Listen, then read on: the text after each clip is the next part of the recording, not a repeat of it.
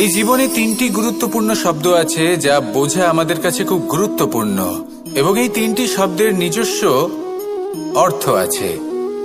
প্রথম হলো সঙ্গবদ্ধতা, অর্থাৎ একসাথে মিলে কাজ করতে হবে, একসাথে মিলে পরিশ্রম করতে হবে, সামনে এগোতে হবে। এরকম করতে পারলে আপনার শক্তি বৃদ্ধি পাবে, আপনার ক্ষমতা বৃদ্ধি পাবে, আপনি এগোতে পারবেন এবং অনেক দূরে যেতে পারবেন। দ্বিতীয় হলো আত্মবিশ্বাস। হেরে যাওয়া বস্তুও আবার জিতে নিতে পারবেন। যদি আপনার নিজের আত্মবিশ্বাস থাকে তাহলে আপনি কখনো পরাজিত হবেন না। এবং তৃতীয় হলো অহংকার।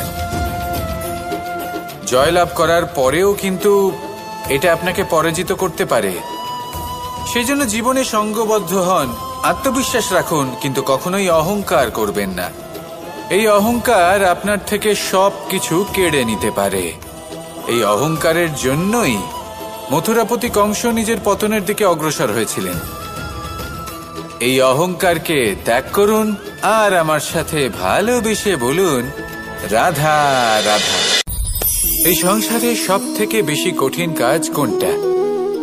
কেউ বলবেন যুদ্ধ করা, কেউ বলবেন ধন অর্জন করা, আবার কেউ বলবেন জ্ঞান অর্জন করা সব থেকে বেশি কঠিন। এবার প্রত্যেক ব্যক্তির নিজস্ব অভিজ্ঞতা আছে আর সেই অনুসারে তার নিজস্ব একটা উত্তর আছে। সাধারণভাবে দেখতে গেলে এই সংসারে সব থেকে কঠিন হলো তপস্যা করা, অর্থাৎ সব কিছু ত্যাগ করে তপস্যায় নিজেকে বিলীন করে দেওয়া। এবার এর থেকে বেশি কঠিন এই সংসারে আর কি বা হতে পারে?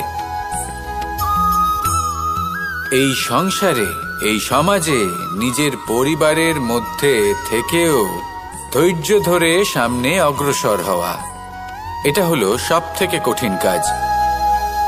কারণ যখন আপনি তপস্যা করেন তখন সেখানে আপনার ধৈর্য ভাঙার মতো কেউ থাকেন না, না কোনো বন্ধু, না কোনো আত্মীয়, না কোনো শত্রু, কেউ না। কিন্তু যখন আপনি এই সমাজে, এই পরিবারে থাকেন, কোনো না কোনো ব্যক্তি এসে আপনার ধৈর্যের বাঁধ ভেঙে দেওয়ার ক্ষমতা রাখেন। তারা আপনার ধৈর্যের বাঁধ ভেঙে দেয়, আর কখনো কখনো তারা অনিচ্ছাকৃতভাবেই সেটা করে থাকেন। কারণ তাদের মানসিকতা আপনার থেকে আলাদা, তাদের কর্ম আপনার থেকে আলাদা, তাদের দৃষ্টিভঙ্গি আপনার থেকে আলাদা, জীবন যাপন আপনার থেকে আলাদা।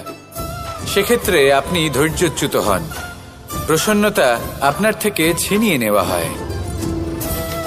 সেই জন্য এই সংসারে, এই পরিবারের থেকেও ধৈর্য ধরে সামনে অগ্রসর হওয়া কোনো পর্বতের শিখরে গিয়ে তপস্যা করার থেকেও অনেক বেশি কঠিন।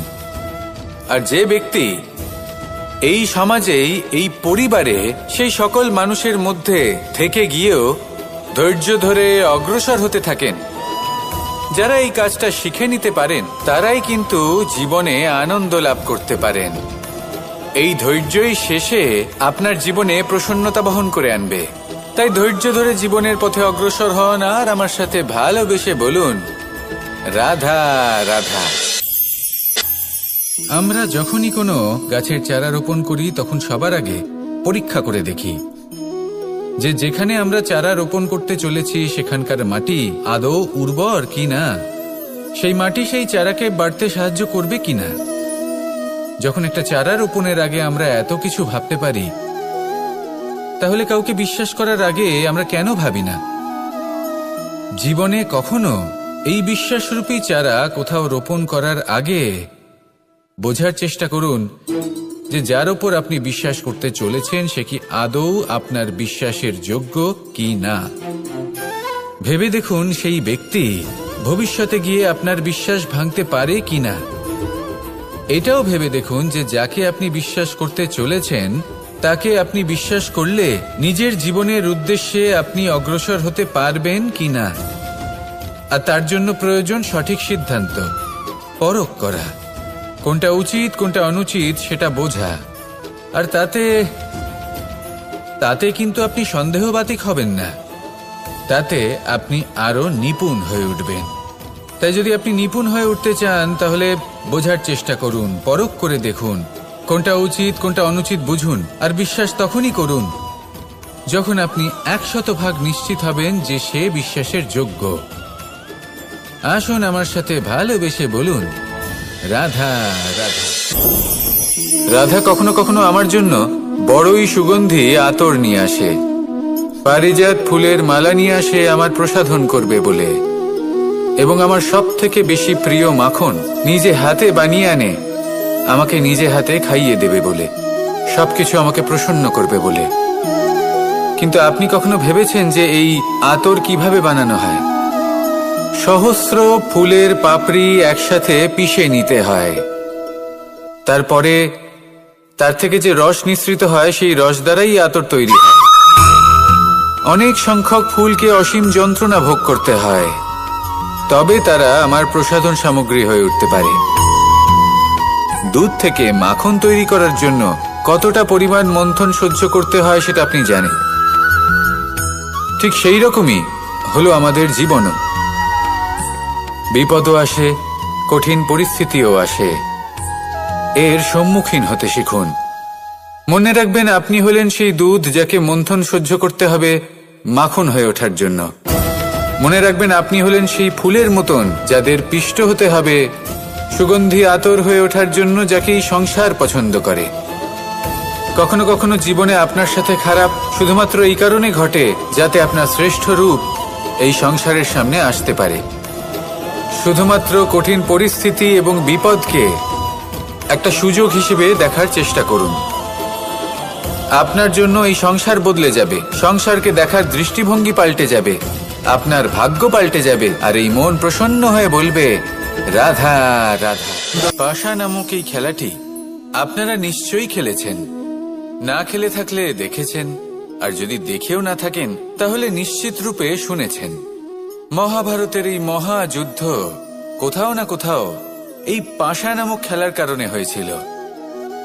পাশার এই বিচিত্র খেলা, দান, এইসবের কারণে কেউ নিজের মাথায় রাজ মুকুট পরিধান করেছিলেন, আবার সেখানে পরাজিত হওয়ার জন্য কাউকে বনবাসও ভোগ করতে হয়েছিল। কিন্তু এই খেলা সমাপ্ত হওয়ার পরে সমস্ত ঘুঁটি আর এই পাশার ছক একই পুটলিতে স্থান পেল। এটাই হলো আমাদের জীবন। এই সংসারে আমরা জয় পরাজয়ের বিষয়ে এতটাই ভাবি, এত চিন্তা করি যে এই জীবনের খেলার আনন্দটাই উপভোগ করতে পারি না। আর অবশেষে কি হয়? কেউ জয়ী হন, কেউ পরাজিত হন, কিন্তু দুজনেই একই স্থানে পৌঁছে যান। প্রত্যেক ব্যক্তি মৃত্যুর পরে একটি নির্দিষ্ট স্থানেই পৌঁছতে বাধ্য, কিন্তু ততক্ষণ এই জীবন, এই খেলা, তার আনন্দ উপভোগ করুন। এই সংসারে সেই ব্যক্তি শ্রেষ্ঠ স্থানে পৌঁছতে পেরেছেন যিনি এই সংসারকে প্রকাশ প্রদান করেছেন, যিনি কখনো জয় পরাজয় এই বিষয়ে ভাবেননি, শুধু এই জীবনের খেলার আনন্দ উপভোগ করেছেন। এটাই আপনিও করুন, আর আমার সাথে ভালোবেসে বলুন, রাধা রাধা। প্রত্যেক মানুষ নিজের জীবনে দুঃখ অনুভব করেন। প্রত্যেকের দুঃখ আলাদা হতে পারে। কারোর মনে এই দুঃখ থাকে যে সে তার বাবা মায়ের সব ইচ্ছে পূরণ করতে পারেননি। কেউ এটা ভেবে দুঃখ পান যে সে চিরকাল সদাচার করেছেন, সৎকর্ম করেছেন, কিন্তু তাও তাকে দুরাচারী বলে মনে করা হয়। কেউ এটা ভেবেও দুঃখ পান যে তার সামনে যে ব্যক্তি রয়েছেন তার চোখে তিনি শত্রু হয়ে উঠেছেন বা দুষ্ট হয়ে উঠেছেন, যেখানে তিনি হয়তো কোনো অনুচিত কাজই করেননি। এবার এই সমস্ত বিষয় নিয়ে ভেবে নিজের ব্যক্তিত্ব নিয়ে সন্দেহ প্রকাশ করবেন না। যদি নিজের ব্যক্তিত্ব নিয়ে কোনো সন্দেহ থেকে থাকে তাহলে কর্ম সংক্রান্ত প্রশ্ন করুন যে আপনি যা করেছেন তাতে কি উচিত ছিল, কি অনুচিত ছিল। যেটা প্রয়োজন সেটা এটা বোঝার যে আপনার অন্তর্মন, আপনার বিবেক আপনাকে কি বলছে, আর আপনার অন্তর্মন আর আপনার বিবেক আপনাকে যেটা করতে বলবে শুধু সেটাই করুন। আর তারপরে এই সংসার কি বলবে, কি ভাববে সেসব নিয়ে ভাবতে যাবেন না, কারণ এই সংসার তো ঈশ্বরকেও প্রশ্ন করে থাকে, ঈশ্বরকেও দোষী মনে করে। কখনো কখনো যখন কোনো ঘটনা মানুষের ইচ্ছা অনুযায়ী ঘটে না, তখন মানুষ এটা বলে যে হে ঈশ্বর, আপনি আমার পাশে থাকলেন না, আপনি বড়ই কঠোর, এটা আপনার দোষ। যেখানে বেশিরভাগ সময় হয়তো সে নিজেই নিজের কর্মফল ভোগ করছে। আর কখনো কখনো ঈশ্বর হয়তো তার জন্য আরো ভালো কোনো পরিকল্পনা করে রেখেছেন, কিন্তু মানুষ সেটা বুঝতে পারে না। তাই দিনের শেষে যেটা প্রয়োজন সেটা হলো নিজের মনের কথা বুঝতে হবে। আপনার বিবেক কি বলছে শুধু সেটাই করুন আর সামনে এগোতে থাকুন। আমার সাথে ভালোবেসে বলুন, রাধা রাধা। পরিবর্তন, এটা হলো সৃষ্টির অমূল্য নিয়ম। এই সংসারে সবকিছু সময়ান্তরে পরিবর্তিত হয়, এই সময়ও পরিবর্তিত হয়। পরিবর্তন চিরকাল হয়ে এসেছে আর চিরকাল হতে থাকবে, কিন্তু এবার আমরা সেই পরিবর্তন কিভাবে লাভ করব যেটা আমাদের প্রয়োজন, যেটা আমরা চাই। আমরা জীবনে বিকাশ চাই। এই বিকাশ কিভাবে লাভ করতে পারি? এই প্রকৃতি কিন্তু আমাদের অত্যন্ত উত্তম উদাহরণ দিয়ে বুঝিয়েছে। একটি বিন্দুর উদাহরণ দিয়েছে যা ভবিষ্যতে একটা বিশাল নদীর আকার ধারণ করে। এটা কিভাবে হয়? মেঘ থেকে একটি বিন্দু ঝরে পড়ে সেই পর্বতের ওপর যেখানে হিম আছে। সেই হিমের সংস্পর্শে আসা মাত্র সেই বিন্দুর সাথে আরো বেশ কিছু বিন্দু যুক্ত হয়। তারপর তারা অগ্রসর হয়, আরো কিছু বিন্দু যুক্ত হয়, আস্তে আস্তে একটা ক্ষীণ ধারার রূপ ধারণ করে এবং সেটাই ভবিষ্যতে আরো এগোতে থাকে। অনেকটা যাওয়ার পর যখন অনেক সংখ্যক বিন্দু একসাথে যুক্ত হয় তখন সেটা বিশাল নদীর আকার ধারণ করে। এবার আমরা মানুষ বলে আমাদের সাথে এই নিয়মের অন্যথা হয় তা নয়। আমরাও এই প্রকৃতির অংশ, আমাদের ক্ষেত্রেও একই নিয়ম প্রযোজ্য। যখন পরিশ্রম করে অনেক সংখ্যক বিন্দু আমরা একত্রিত করব তখনই পরিবর্তনের নদী প্রবাহিত হবে। প্রয়োজন হল নিরন্তর পরিশ্রম করা এবং ধৈর্য ধরা। এটা করতে থাকুন, জীবনে সবকিছু লাভ করতে পারবেন, কারণ প্রকৃতি আমাদের এটাই শিখিয়েছে। আর আমরা এই ব্রহ্মরই একটি অংশ, যার দ্বারা এই ব্রহ্মাণ্ড নির্মিত। আসুন আমার সাথে ভালোবেসে বলুন, রাধা রাধা। কখনো এই প্রকৃতির দিকে তাকিয়ে থাকবেন। এই প্রকৃতি অনেক ধরনের শিক্ষা দেয়। কোনো একটা গাছকে দেখুন কিভাবে সে মাটি থেকে জল শুষে নেয়। সে ঝড় হোক বা হোক কড়া রোদ সব সহ্য করে এবং অবশেষে সে ফল ধারণ করে। আর সেই ফল উৎপন্ন করার পরে সে ফল কিন্তু সে নিজে গ্রহণ করে না, এই সংসারকে প্রদান করে, যাতে পশু পাখি মানুষ তারা এই ফল গ্রহণ করে শক্তিশালী হয়ে উঠতে পারে, সুস্থ থাকতে পারে। সেভাবেই নদী, সরোবর এরা নিজেরাও কিন্তু নিজেদের জল গ্রহণ করে না, মাটিকে প্রদান করে, পশু পাখিকে প্রদান করে। সূর্য নিজেও নিজের জন্য প্রজ্বলিত হয় না, সে প্রকাশ ছড়িয়ে দিতে চায় আমাদের সবার কাছে, সে আলো পৌঁছে দিতে চায়। এই প্রত্যেকের কর্মে পরমার্থ নিহিত আছে, আর সেই জন্যই এদের সকলকে পুজো করা হয়। তাই মনে রাখবেন, আপনার কাছে জীবন যাপনের অতিরিক্ত যা কিছুই আছে তা পরমার্থের জন্য। তাহলে তার সদ্ব্যবহার করুন আর আমার সাথে ভালোবেসে বলুন, রাধা রাধা। আমরা প্রত্যেকেই অবশ্যই এমন সময় দেখেছি যখন অনেকগুলো সমস্যা একসাথে আমাদের জীবনে এসে পড়ে। সমস্যা আমাদের প্রত্যেকের জীবনেই থাকে। আমরা তার সমাধান খুঁজতে চেষ্টা করি, কখনো সমাধান খুঁজে পাই, আবার কখনো যতই চেষ্টা করি না কেন কোনো সমাধান খুঁজেই পাই না। আর যখন এটা হয় তখন মানুষ অত্যন্ত বিচলিত হয়ে পড়েন। নিজের আত্মীয় স্বজন, নিজের বন্ধু বা সংসার এদের ওপরে এই দোষ চাপিয়ে দেন যে এদের জন্যই এই সমস্যা এসেছে।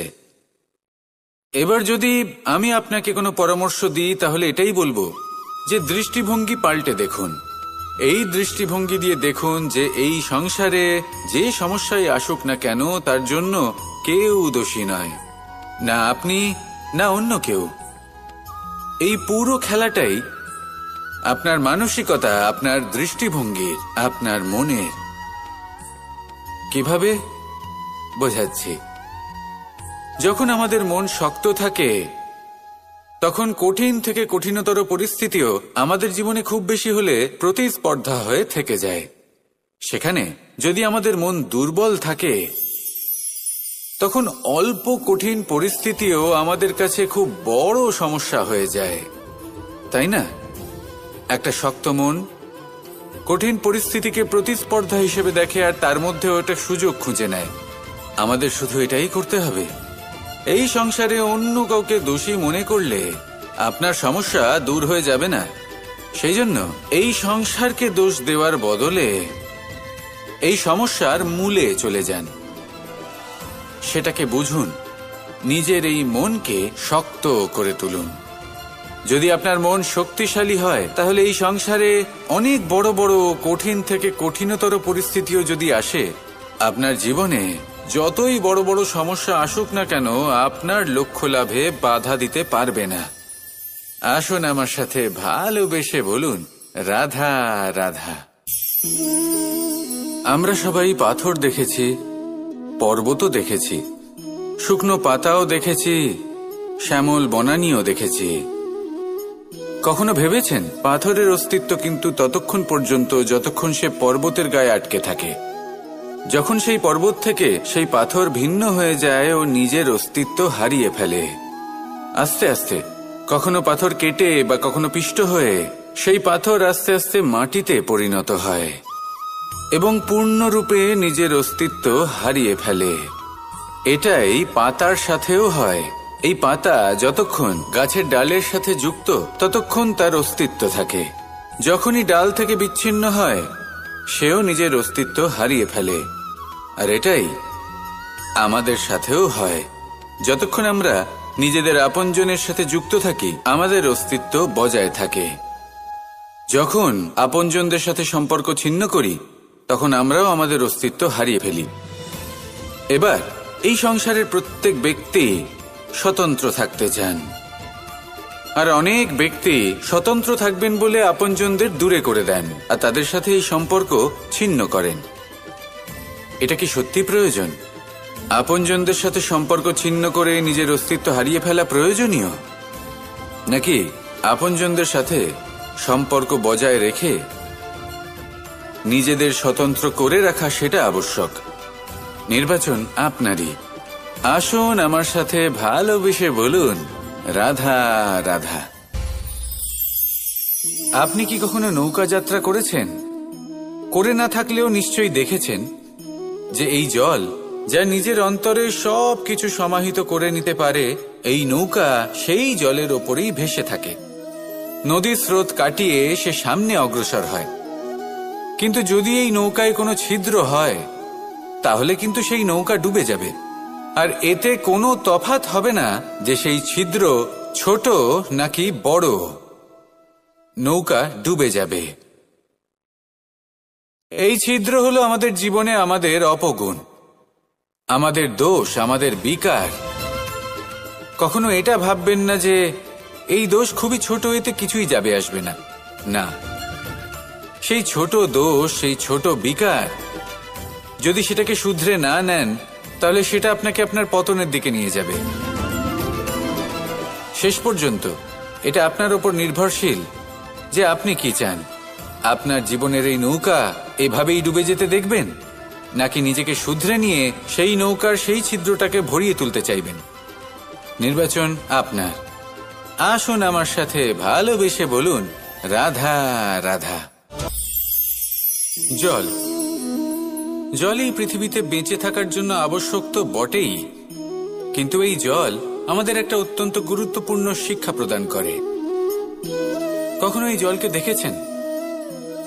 যে পরিস্থিতিতেই এই জল প্রবাহিত হোক না কেন, এর উপর যা কিছুই প্রভাব থাকুক না কেন, এর পথে যতই বাধা আসুক না কেন, তার মধ্যে থেকে ও নিজের পথ ঠিক বের করে নেয়, কিন্তু নিজের প্রবাহ থামতে দেয় না, ক্রমাগত অগ্রসর হতে থাকে। সেরকমই একটা শিক্ষা যেটা আমরা জল থেকে পেয়ে থাকি, তা হলো এটা: আমরা যখন জলের দিকে তাকাই তখন আমরা নিজের প্রতিবিম্ব দেখি, স্পষ্টভাবে দেখতে পাই। কিন্তু তখনই দেখতে পাই যখন এই জল শান্ত থাকে, স্থির থাকে। যদি এই জল অশান্ত হয়ে থাকে, স্থির না হয়, তাহলে আমরা এতে নিজের প্রতিবিম্ব দেখতে পাই না। এটাই আমাদের মনের সাথেও হয়ে থাকে। যখনই জীবনে কোনো সংকট আসে, যদি আমরা শান্ত মনে, স্থির মনে সিদ্ধান্ত নিই, তাহলে সেটা এমন একটা শীতল সিদ্ধান্ত হবে যেটা আমাদের ভবিষ্যৎকে একটা শ্রেষ্ঠ স্থানে নিয়ে যাবে। যদি এই মন অশান্ত হয়, বিচলিত হয়, পীড়িত হয়, দুঃখিত হয়ে থাকে, রুষ্ট হয়ে থাকে, তাহলে অনেক সময় আমরা এমন সিদ্ধান্ত নিই যেটা আমাদের জন্য অনুচিত প্রমাণিত হয়। যখন আপনি ক্রুদ্ধ ছিলেন বা দুঃখের বশে ছিলেন, তখন অনেক সময় হয়তো এমন সিদ্ধান্ত নিয়েছেন যেটার জন্য ভবিষ্যতে আপনি অনুশোচনা করেছেন। এবার দেখুন, এই আবেগগুলো থেকে আমরা পালাতে পারবো না, কিন্তু এই আবেগগুলো আপনার উপর কতটা প্রভাব ফেলবে সেটা আমরা অবশ্যই ঠিক করতে পারি। এই মনকে আমরা নিয়ন্ত্রণ করতে পারি।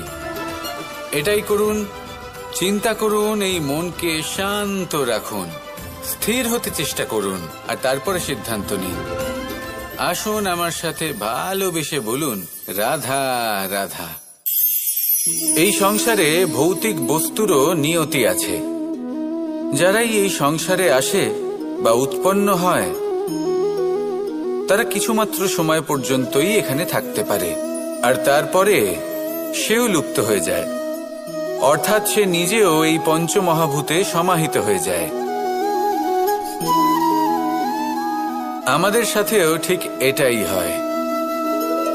সেই জন্যই ঈশ্বর দ্বারা প্রদত্ত এই উপহারের বিষয়ে ভাবুন, এই জীবনের বিষয়ে ভাবুন। ঠিক যেমন বিশ্বাস ভঙ্গ হলে কোনো ব্যক্তি আমাদের কাছে অপরিচিত হয়ে যান, ঠিক সেরকমই শেষ নিঃশ্বাস ত্যাগের পর এই শরীরও আমাদের কাছে পরই হয়ে যায়। তাই এই শরীর থাকাকালীন শ্রেষ্ঠভাবে একে সদ্ব্যবহার করুন, এই জীবনে শ্রেষ্ঠ কর্ম করুন। আর এই জীবনকে শ্রেষ্ঠভাবে যাপন করার জন্য কিছু কথা বোঝা প্রয়োজনীয়। যদি আপনি কারোর প্রশংসা করেন, তাহলে পূর্ণ হৃদয় দিয়ে করুন। যদি আপনি হস্তক্ষেপ করে থাকেন, তাহলে মস্তিষ্ক দ্বারা করুন। যদি আপনি সমীক্ষা করেন, তাহলে বিবেক দ্বারা করুন। যদি আপনি ধন অর্জন করতে চান, তাহলে নীতি অনুসারে চলুন। যদি জীবনযাপন করতে চান, তাহলে রীতি মেনে করুন। আর যদি ঈশ্বরের ভজন করতে চান, তাহলে ভক্তিভাব নিয়ে করুন। শুধু এই কথা মনে রাখবেন যে আপনার এই জীবন কিন্তু অনিশ্চিত কাল পর্যন্তই আছে। কতক্ষণ আছে সেটা কেউ জানে না। তাই কিছু মুহূর্ত যেটা যাপন করতে আমরা এখানে এসেছি, সেখানে ক্রোধ, অহংকার, ঈর্ষা, এইসব আবেগের কি গুরুত্ব বলুন তো? এগুলো ত্যাগ করুন। মানুষকে ক্ষমা করতে শিখুন, আস্তে আস্তে বিশ্বাস করতে শিখুন। এই সংসারে নিঃস্বার্থভাবে প্রেম করতে শিখুন, আর সবার মধ্যে আনন্দ বিতরণ করুন। তাই এই সব গুণ যদি আপনি আত্মসাৎ করতে পারেন, তাহলে আপনার জীবনে শুধু আনন্দ এবং আনন্দই বিরাজমান হবে। আসুন আমার সাথে ভালোবেসে বলুন, রাধা রাধা। এবার কখনো কখনো জীবনে আমাদের মনে হয় যে চতুর্দিকে শুধুমাত্র অন্ধকারই হয়ে আছে। প্রত্যেকেরই তা কখনো মনে হয়। আর তখনই আমাদের নিরাশ হলে চলবে না, আমাদের দুঃখী হলে চলবে না। সেই সময় আমাদের খুঁজতে হবে নিজেদের আশেপাশে, চতুর্দিকে, আর কোথাও না কোথাও আমরা প্রকাশ অবশ্যই দেখতে পাবো, আশার একটা কিরণ অবশ্যই দেখতে পাবো। কেউ এমন একটা কর্ম করেন যেটা দেখে আমরা প্রেরিত হয়ে যাই, আর এমন কোনো কর্ম যদি আপনারা করেন, তাহলে সেই কর্ম আপনার মনকে প্রসন্ন ভাব, আনন্দ এবং ভালোবাসা দ্বারা ভরিয়ে তুলবে। আপনার অন্তরের সেই অন্ধকারের অন্ত করবে, দুঃখেরও অন্ত করবে। আর এই মন প্রসন্ন ভাব নিয়ে বলবে, রাধা রাধা। যদি কোনো সিংহ বানরের মতো গাছে চড়তে চেষ্টা করে, তাহলে কি হবে? একটা মাছ যদি মাটিতে হাঁটতে চেষ্টা করে, তাহলে কি হবে? তারা বিফলই হবে। কিন্তু এরকম কেন হয়?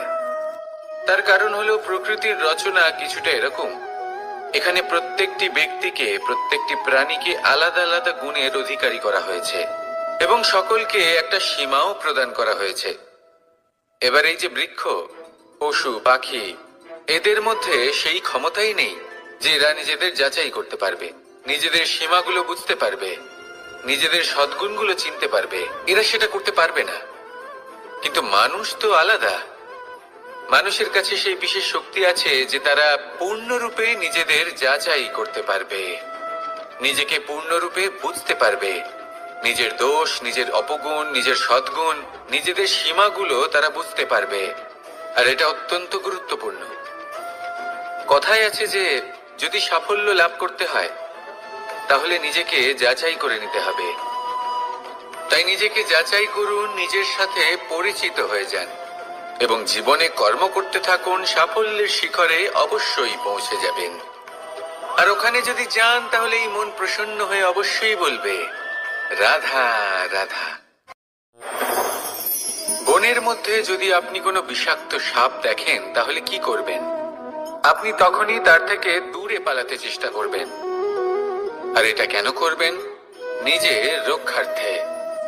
এই কথা আমি নয় মেনে নিলাম, কিন্তু নিজের জীবনে এটা করেন না কেন?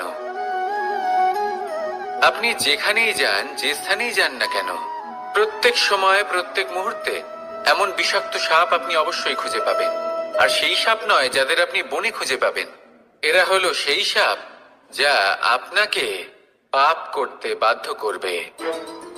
আপনার অন্তরের বাসনা, ক্রোধ, অহংকার, লোভ, ঈর্ষা এদের বৃদ্ধি ঘটাবে। দেখুন, বনের এই সাপ আপনাকে একবার ছেড়ে দিতেও পারে, ছোবল নাও মারতে পারে, কিন্তু এই যে পাপরূপী সাপ আছে তা অবশ্যই ছোবল মারবে। কর্ম যদি করেন তাহলে অবশ্যই ফল পাবেন। সেই জন্য যখনই কোথাও যাবেন, যদি এমন কাউকে দেখেন, যদি এমন কিছু দেখেন যে আপনাকে পাপ করতে বাধ্য করছে, তাহলে সেই মুহূর্তে সেখান থেকে পালিয়ে যান। যেমন বনের সাপ দেখে আপনি পালাতে থাকেন। সৎকর্মের রক্ষা অত্যন্ত আবশ্যক। আসুন আর আমার সাথে ভালোবেসে বলুন, রাধা রাধা। মনুষ্য জীবনের সব থেকে বেশি গুরুত্বপূর্ণ বিষয় হলো মনের একাগ্রতা। এই সংসারের যে কটি মহান কার্য সম্পাদন হয়েছে তা হলো মনের এই একাগ্রতার একমাত্র ফল। আপনি অবশ্যই দেখে থাকবেন, অনেক ছোট বড় নদী যা বয়ে চলে তাদের সামনে একটা বাঁধ নির্মাণ করা হয় সেই সব নদীর জল সঞ্চয় করতে। বাঁধ হয়ে গেলে প্রয়োজন মতো বা মনের ইচ্ছে মতো তাকে ব্যবহার করা সম্ভব।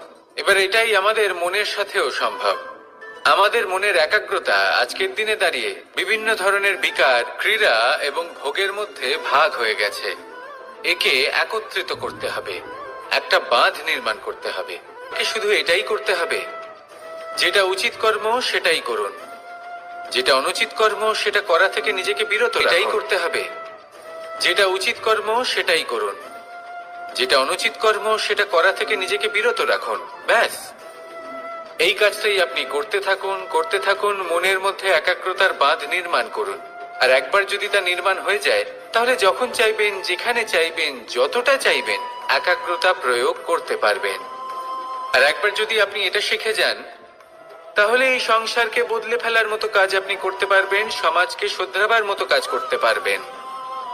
তাহলে এই মনকে একাগ্র করুন আর আমার সাথে ভালোবেসে বলুন, রাধা রাধা। আমরা সবাই ফল খাই, কিন্তু আমাদের সেই ফলই প্রিয় হয় যে পরিপক্ক হয়ে ওঠে, যেটা নম্র হয়, আর যে ফল অনেক বেশি মিষ্টি আর সুস্বাদু হয়ে থাকে, যাদের রঙে বাহার দেখা যায়। সেইভাবে জীবনে আমরা নানান মানুষের সাথে পরিচিত হই, কিন্তু সেই মানুষই আমাদের মন ছুঁয়ে যায় যারা বিনম্র স্বভাবের, যাদের বাণী খুব মধুর, যাদের অন্তরে আত্মবিশ্বাসের একটা তেজ, একটা রং দেখা যায়। এবার এমন ব্যক্তি আমরা কি করে হব? ঠিক সেইভাবেই যেমন একটা ফল রোদ, বর্ষা, শীত, বায়ু এই সকল সংকটময় পরিস্থিতির সম্মুখীন হয়ে পরিপক্ক হয়ে ওঠে, সেইভাবেই মানুষ সংকটময় পরিস্থিতির সম্মুখীন হয়ে পরিপক্ক হয়ে ওঠেন। যদি এই সংকটের সম্মুখীন হন তাহলে অভিজ্ঞ হবেন, আর এই অভিজ্ঞতাই শিক্ষা দিয়ে যাবে। এই অভিজ্ঞতা আমাদের শিখিয়ে দেয় যে আমাদের বিনম্র থাকতে হবে। অহংকার করে কোনো লাভ নেই। মধুর বাণীর যে কি মূল্য তা আমরা শিখতে পারি। এই অভিজ্ঞতাই আমাদের বুঝিয়ে দেয় যে উচিত অনুচিত কোনটা, আমাদের দৃষ্টিভঙ্গি তৈরি করে, আর এই দৃষ্টিভঙ্গি দ্বারা আত্মবিশ্বাস জাগ্রত হয়। সেই জন্য জীবনে কখনো বিপদ থেকে দূরে পালাবেন না, সেগুলোর সম্মুখীন হন, অভিজ্ঞতা লাভ করুন, তার থেকে শিক্ষা লাভ করুন, এইভাবেই পরিপক্ক হবেন। আসুন আমার সাথে ভালোবেসে বলুন, রাধা রাধা। ধন সঞ্চয় করা সম্ভব, আর সেই জন্য ধন সব থেকে বেশি মূল্যবান সম্পত্তি নয়। এবার আপনি বলবেন, এ আমি কি বলছি? এই ধন খুব মূল্যবান, আমরা সকলে অর্জন করতে ব্যস্ত। সেটা এই কারণে, কারণ আপনারা জানেন না এই সংসারের সব থেকে বেশি মূল্যবান সম্পত্তি কি। এ হলো সেই সম্পত্তি যা কখনো সঞ্চয় করা সম্ভব নয়। আপনার কাছে যতই ধন থাকুক তা দিয়ে আপনি স্বাস্থ্য লাভ করতে পারেন, বাড়ি কিনতে পারেন, আদি ইত্যাদি, কিন্তু আপনি যতই ধনী হন না কেন, ফেলে আসা দিনের একটা মুহূর্ত আপনি লাভ করতে পারবেন না। এই একটা মুহূর্ত, এই সময়, এটাই হলো সংসারের সব থেকে মূল্যবান সম্পত্তি। একবার চলে গেলে তা কখনোই ফিরে আসে না। আর এই মুহূর্ত যতই চলে যাক না কেন, আমরা স্মৃতির মাধ্যমে সেগুলি যাপন করতে পারি, তার আনন্দ উপভোগ করতে পারি। আর যার সাথে আমরা সময় অতিবাহিত করেছি তার স্মৃতিতে আমরা চিরকাল জীবিত থাকতে পারি। সেই জন্য সময় সব থেকে মূল্যবান সম্পত্তি, তাকে এইভাবে নষ্ট করবেন না। প্রত্যেকটা মুহূর্ত উপভোগ করুন, আনন্দ করুন, আর ভালোবেসে বলুন, রাধা রাধা। কনক, কি সুন্দর একটা শব্দ। এর অনেকগুলো রূপ রয়েছে, অনেকগুলো অর্থ রয়েছে। প্রথম অর্থ হলো স্বর্ণ, অর্থাৎ সম্পত্তি। দ্বিতীয় অর্থ ধুতুরা, অর্থাৎ গাছের ছোট একটা বীজ, যা কিনা অত্যন্ত শক্তিশালী হয়। যদি বেশি মাত্রায় এর প্রয়োগ করা হয় তাহলে এটা বিষময় হয়ে উঠতে পারে। এই হলো সেই ধুতুরা যার প্রয়োগ মহাদেবের পুজোতে করা হয়। এবার প্রশ্ন হলো এটাই যে এই স্বর্ণ এবং এই ধুতুরার মধ্যে মিল কি রয়েছে। মিল হলো এটাই যে এই দুটোই মানুষকে মত্ত করে তোলে। ধুতুরা মানুষকে তখন মত্ত করে যখন তাকে সেবন করা হয়, কিন্তু স্বর্ণ, ধন, সম্পত্তি, মানুষ এটা যতটাই অর্জন করে নেয় সেটাই যথেষ্ট। এই স্বর্ণ মানুষের ভাবনা চিন্তা করার ক্ষমতাকে বশ করে ফেলে। মানুষ সম্পত্তির লোভে মত্ত হয়ে ওঠে, কারণ যে যত চমৎকারী, যতটা অমূল্য হয় তাকে সামলানো কিন্তু ততটাই কঠিন, তাই না? তাই মনে রাখবেন, ধন, স্বর্ণ, সম্পত্তি এগুলো ধুতুরার থেকেও অনেক বেশি বিষাক্ত হতে পারে। তাই এর ওপর আত্মসংযমের একটা কবচ পরিয়ে রাখবেন এবং বিবেকের শক্তির সাথে এগুলো প্রয়োগ করুন, তবেই কল্যাণ হবে। আসুন আমার সাথে ভালোবেসে বলুন, রাধা রাধা। রোগ যদি এসে থাকে তাহলে তার ওষুধও অবশ্যই আসে। সমস্যা যদি আসে তাহলে সেই সমস্যার সমাধানও নিজে থেকেই আমাদের কাছে চলেই আসে। এই সংসার, এই জীবনের শুধুমাত্র একটাই নিয়ম আছে, আর তা হলো এটাই, এই সংসার হলো একটা চক্রের মতো। এতে শাশ্বত বলে কিছু নেই, নিত্য বলে কিছু নেই, আর যা কিছুই রয়েছে সব বদলাতে চলেছে। যদি আপনার জীবনে দুঃখ থাকে, সমস্যা থাকে, যদি আপনি বিপদ দ্বারা আচ্ছন্ন, তাহলে মনে রাখবেন সবকিছু বদলে যেতে চলেছে। দুঃখের সময় কাঁদবেন না, মনকে আরো দুঃখী করে তুলবেন না, কারণ এখানে যা কিছুই এসেছে তা যাওয়ার জন্যই এসেছে। তাহলে এত চিন্তা কিসের? আনন্দ সহকারে জীবন যাপন করুন, আর আমার সাথে ভালোবেসে বলুন, রাধা রাধা। মানুষের জীবনে তিনটি গুণ অত্যন্ত প্রয়োজনীয়: শ্রদ্ধা, বিনম্রতা, যোগ্যতা। যদি জ্ঞান লাভ করতে চান তাহলে শ্রদ্ধার প্রয়োজন, যদি মান লাভ করতে চান তাহলে স্বভাবে বিনম্র হওয়া প্রয়োজন, আর যদি মনোবাঞ্ছিত স্থান লাভ করতে চান তাহলে যোগ্যতার প্রয়োজন। বিষয়টা সহজ।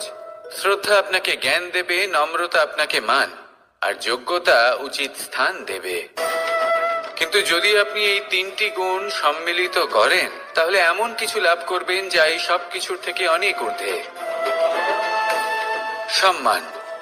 আর এ হলো সেই সম্মান যা প্রত্যেক মানুষের নিজের জীবনে লাভ করতে চেষ্টা করা উচিত, কারণ এই হলো সেই সম্মান যার কারণে আপনি চলে যাওয়ার পরেও এই সংসার আপনাকে ভালোবাসবে আর মনে রাখবে। আসুন আমার সাথে ভালোবেসে বলুন, রাধা রাধা। জীবনে গতি অত্যন্ত গুরুত্বপূর্ণ, মতিও হলো গুরুত্বপূর্ণ, এবং তার থেকেও বেশি গুরুত্বপূর্ণ হলো সঙ্গতি। একটা জলের ফোঁটা, তার মধ্যে গতি থাকে, প্রকৃতির মধ্যে তা লাভ করার ইচ্ছে নিহিত থাকে, কিন্তু এই যে সঙ্গতি তা নির্ধারিত করে যে এই জলের ফোঁটা ঝিনুকের মুখে পড়ে মুক্ততে পরিণত হবে নাকি বিষাক্ত সাপের মুখে পড়ে বিষে পরিণত হবে।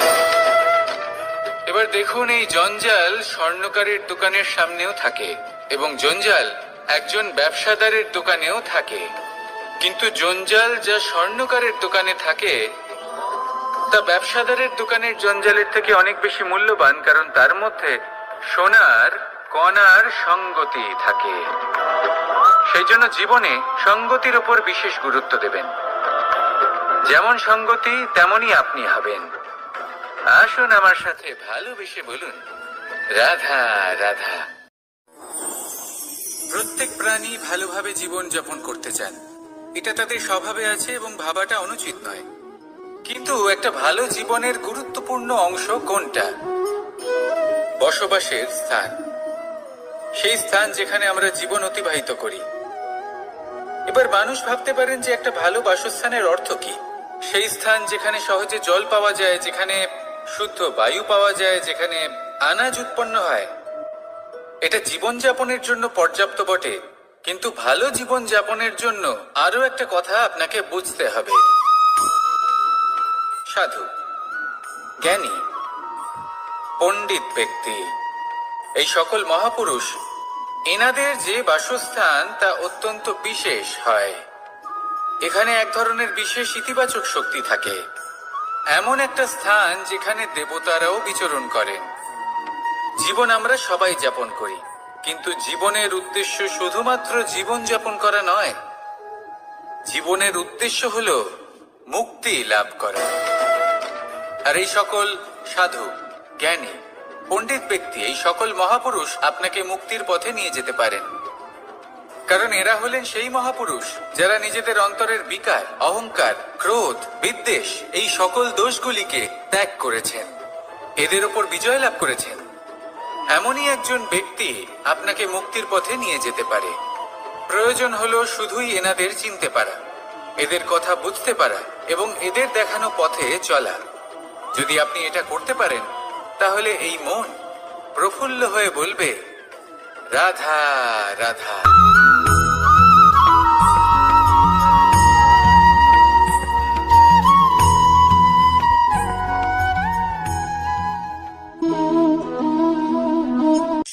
এই শুকনো পাতাটিকে দেখুন, নিষ্প্রাণ হয়ে পড়েছে। একটা গাছের ডালে ছিল, সেই গাছ ওর লালন পালন করত। যখন যখন বাতাস বইত, এই পাতায় কম্পন দেখা দিত, মনকে প্রফুল্ল করে তুলত। কোনো একদিন এই পাতা গাছের ডাল থেকে ঝরে পড়ে গেল। নিঃসন্দেহে ও নিজের স্বাধীনতা পেল, কিন্তু আস্তে আস্তে শুকিয়ে গেল, নিষ্প্রাণ হয়ে গেল। দেখুন, আমি এই কথা বলছি না যে স্বাধীনতা অনুচিত, কখনোই না, কিন্তু যে কোনো পরিস্থিতিতে স্বাধীন হতে চাওয়া এটা নিশ্চিতরূপে অনুচিত। আমরা যদি আমাদের জীবনে পরিবারের গুরুত্ব ভেবে দেখি, তাহলে এই পরিবারে যতই মতভেদ থাকুক না কেন, যতই মনোমালিন্য থাকুক না কেন, যতই বিবাদ থাকুক না কেন, এই সব মিটিয়ে নেওয়া অত্যন্ত প্রয়োজনীয়। সেই সবকিছু সমাপ্ত করা অত্যন্ত প্রয়োজনীয়। কখনো এই পরিবারকে ভাঙতে দেবেন না, কখনো এই পরিবার থেকে দূরে চলে যাবেন না। এই পরিবার হলো আমাদের জীবনের একটা অমূল্য সম্পদ, অমূল্য এক আশ্রয়, যা এই সংসারে হয়তো কোথাও আপনি পাবেন না। তাই একে আগলে রাখুন। পরিবার সেই গাছ, আসুন আমার সাথে ভালোবেসে বলুন রাধা। সেই গাছ, আসুন আমার সাথে ভালোবেসে বলুন রাধা রাধা।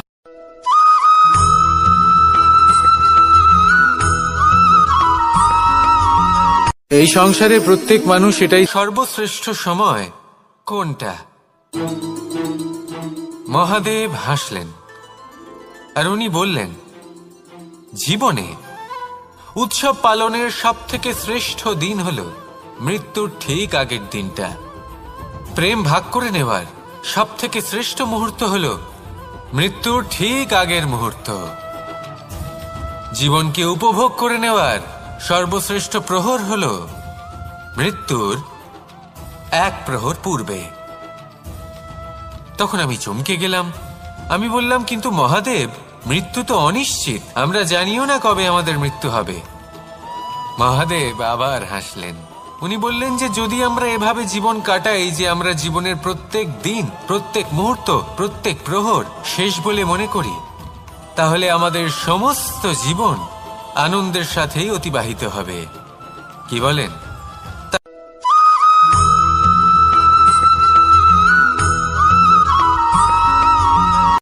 সংসারে আমাদের জীবনে যখন কোনো সুখ বা দুঃখ আসে, তার জন্য আমরা কাউকে না কাউকে অবশ্যই দায়ী করে থাকি, তাই না? এই ব্যক্তি আমাদের সাথে এরকম কাজ করেছেন, তাই আমার সাথে এমন হলো। ওই ব্যক্তি যদি এমনটা না করতেন, তাহলে আজ আমি ওই স্থানে পৌঁছতে পারতাম।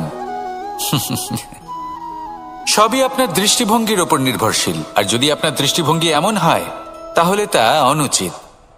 সত্যি কথা বলতে, এই সংসারে ভিন্ন ভিন্ন ধরনের মানুষ আছে। এটা আপনার উপর নির্ভর করছে কিভাবে তাদের স্বাগত জানাবেন। একবার ভাবুন, আমি আমার দুটো হাত সামনে নিয়ে এলাম, দুটো মুঠো খুলে দিলাম। দুই প্রকারের মানুষ আসবেন, কিছু না কিছু দিয়ে যাবেন।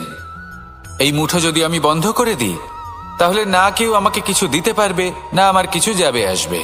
নিশ্চয়ই বুঝতে পারছেন এই দুই ধরনের ব্যক্তি কারা এবং তারা কি দিয়ে যান। আমি যদি নিজের মুঠো খুলে দিই, তাহলে কিছু ভালো মানুষ আসবেন, আমাকে আনন্দ, সন্তুষ্টি, জ্ঞান প্রদান করে যাবেন, ভালো অভিজ্ঞতা দিয়ে যাবেন। কোনো খারাপ ব্যক্তি যদি আসেন, তাহলে তিনিও খারাপ অভিজ্ঞতা দেবেন, যার থেকে আমি শিক্ষা লাভ করব। এই সব কিছু আমি লাভ করতে পারি।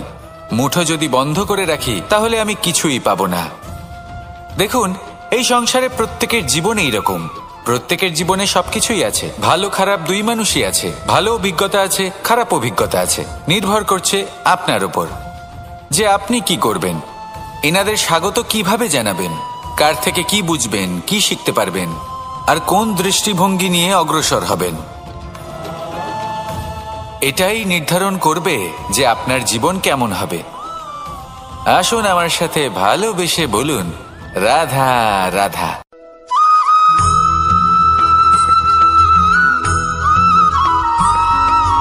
জীবনে অগ্রসর হওয়ার জন্য আমাদের কাকে প্রয়োজন হয়? মাতা পিতা, বন্ধু, প্রেম, সাহায্য, অর্থ, পরিশ্রম, আশা। ভিন্ন ভিন্ন মানুষ ভিন্ন ভিন্ন বিকল্প চয়ন করে। যদি আমি আপনাকে বলি, তাহলে জয় আর পরাজয়ের মন্ত্র দুটো শব্দের উপর নির্ভর করে, মেনে নেওয়া আর দৃঢ় হওয়া। যদি মেনে নেন, তাহলে হেরে যাবেন। যদি দৃঢ় হন, তাহলে নিশ্চিত রূপে জয়ী হবেন। যদি কখনো আপনি ক্লান্ত হয়ে ওঠেন, আপনি দুঃখী হন, পুরোপুরি ভেঙে পড়েছেন, তখন মেনে নেবেন না যে আপনি ভেঙে পড়েছেন, নয়তো হেরে যাবেন। তখন উল্টে স্থির করবেন যে যাই হয়ে যাক না কেন, আমি জয়ী হবই। আর আপনি দেখবেন যে জয় নিশ্চিত রূপে আপনার কাছেই আসবে। তাহলে এই কথা মনে রাখবেন আর আমার সাথে ভালোবেসে বলবেন রাধা রাধা।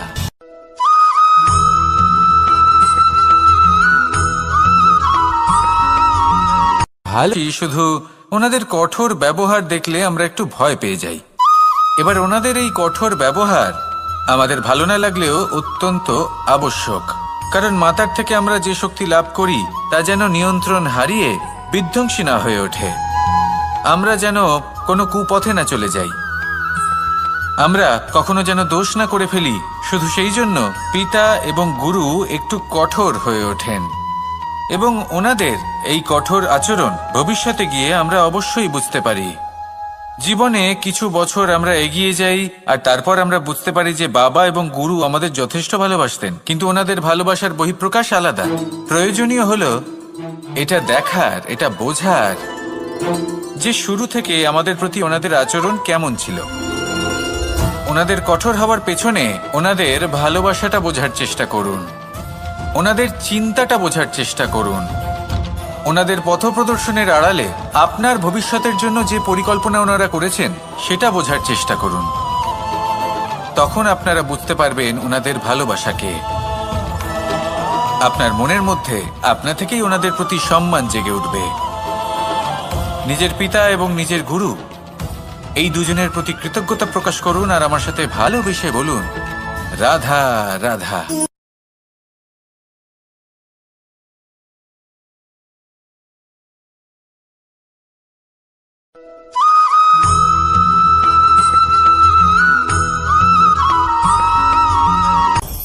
আপনি কখনো পর্বতের শিখরে উঠেছেন? আপনি দেখতে পাবেন পর্বতের পদতলে প্রচুর সুন্দর ফুল রয়েছে, সবুজ বনানী রয়েছে। যত আপনি ওপরে উঠতে থাকবেন তত ফুল কমতে থাকবে, সবুজ বনানী কমতে থাকবে। আরো কিছুটা ওপরে উঠলে কাঁটা জাতীয় গাছ দেখতে পাবেন, শুকনো গাছ দেখতে পাবেন। আরো যদি ওপরে ওঠেন তাহলে পাষাণ দেখতে পাবেন। আরো ওপরে উঠলে হিমখণ্ড দেখতে পাবেন। এই যে পর্বত, তা মনুষ্য জীবনের সবথেকে উত্তম উদাহরণ।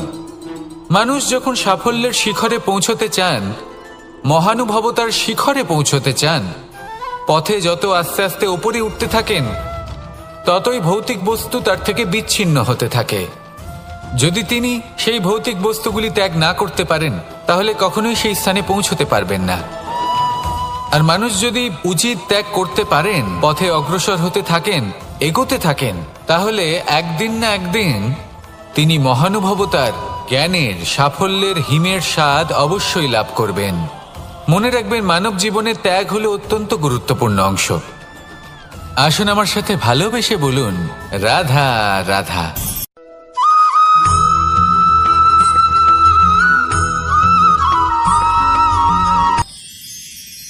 মানুষ তার জীবনে দুই ধরনের পরিস্থিতিকে খুব ভয় পায়। এক, কোনো কারণবশত কারোর সামনে নত হওয়া, কথায় কারোর সামনে নত হতে হয়। কেন বারংবার নিজের চরিত্র থেকে চ্যুত হতে হয়? এরকম কেন হয়? এটা তখনই হয় যখন আমাদের শিক্ষা এবং মূল্যবোধের অভাব থাকে। যদি মানুষের মধ্যে প্রকৃত শিক্ষা থাকে তাহলে এই সংসারে কোনো সময় এবং কারোর সামনেই নত হওয়ার কোনো প্রয়োজন নেই। যদি মানুষের মধ্যে মূল্যবোধ থাকে তাহলে তাকে নিজের মূল্যবোধ বা চরিত্র থেকে বিচ্যুত হতে হয় না, তা সে যাই হয়ে যাক না কেন। কোনো বালককে যদি জন্ম থেকেই সুশিক্ষার অধিকারী করা হয়, শিক্ষিত করা হয়, মূল্যবোধের অধিকারী করা হয়, তবে সে এই সংসারে এমন কর্ম করবে যাতে সে নিজেকে, নিজের পরিবারকে, সমগ্র সমাজকে গর্বিত করতে পারে। শিক্ষা লাভ করুন, মূল্যবোধ লাভ করুন এবং আমার সাথে ভালোবেসে বলুন, রাধা রাধা।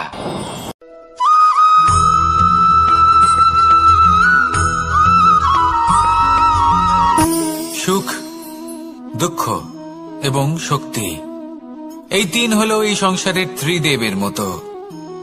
আমাদের জীবনে যা কিছু ঘটছে এই তিনটির ভিত্তির উপরেই হচ্ছে। আসলে এই সংসারের একটা নিয়ম আছে, যখনই আপনি কিছু লাভ করেন এই সংসার আপনার পরীক্ষা নেয়। এটা জানার জন্য আপনার পরীক্ষা নেয় যে আপনি যা কিছুই লাভ করেছেন আপনি কি আদৌ সেটার যোগ্য কিনা। ঠিক সেইভাবেই এই সুখ, দুঃখ এবং শক্তি আপনার পরীক্ষা নিয়ে থাকে। যখন সুখ আসে তখন সে আপনার পরীক্ষা নেয় যে আপনার মধ্যে অহংবোধ জাগ্রত হয়নি তো। যদি অহংবোধ চলে আসে তাহলে সুখ সেখানেই সঙ্গ ত্যাগ করে। দুঃখ আপনার ধৈর্যের পরীক্ষা নিতে থাকে। আর যদি আপনার মধ্যে ধৈর্য না থাকে তাহলে এটা আপনাকে আরো বেশি দুঃখের গভীর অন্ধকারে ঠেলে দেবে। সেখানে শক্তি পরীক্ষা নেয় আপনার বিনম্রতার। যদি আপনি বিনম্র না হন তাহলে হয় এই শক্তি আপনার সঙ্গ ত্যাগ করবে, নয় এই শক্তি বিনম্রতার অভাবে আপনার পতনের কারণ হতে পারে। এই সংসারে যে কোনো ব্যক্তি যিনি এই পরীক্ষায় উত্তীর্ণ হয়ে থাকেন, এই জীবনে তিনি সাফল্য লাভ করেন। আসুন আমার সাথে ভালোবেসে বলুন, রাধা রাধা।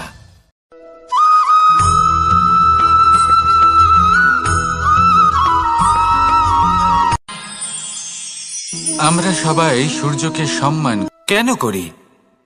কারণ আমরা জানি যে সন্ধেবেলা যখন সূর্যাস্ত হবে তখন শুধুমাত্র অন্ধকার বাকি থাকবে।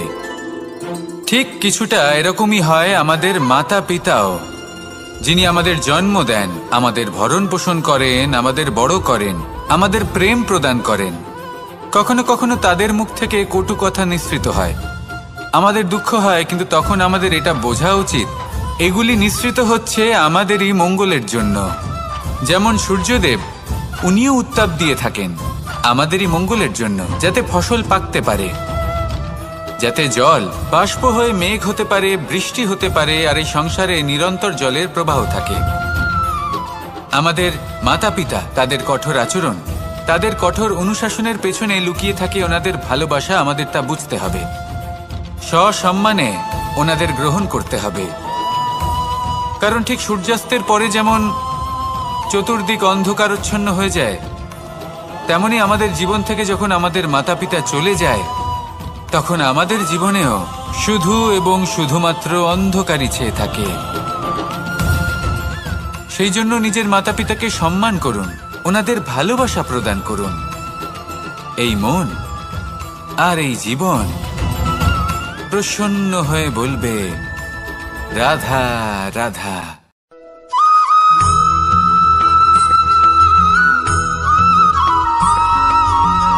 এই সংসারে সবথেকে বেশি কোমল বস্তু হলো রেশম।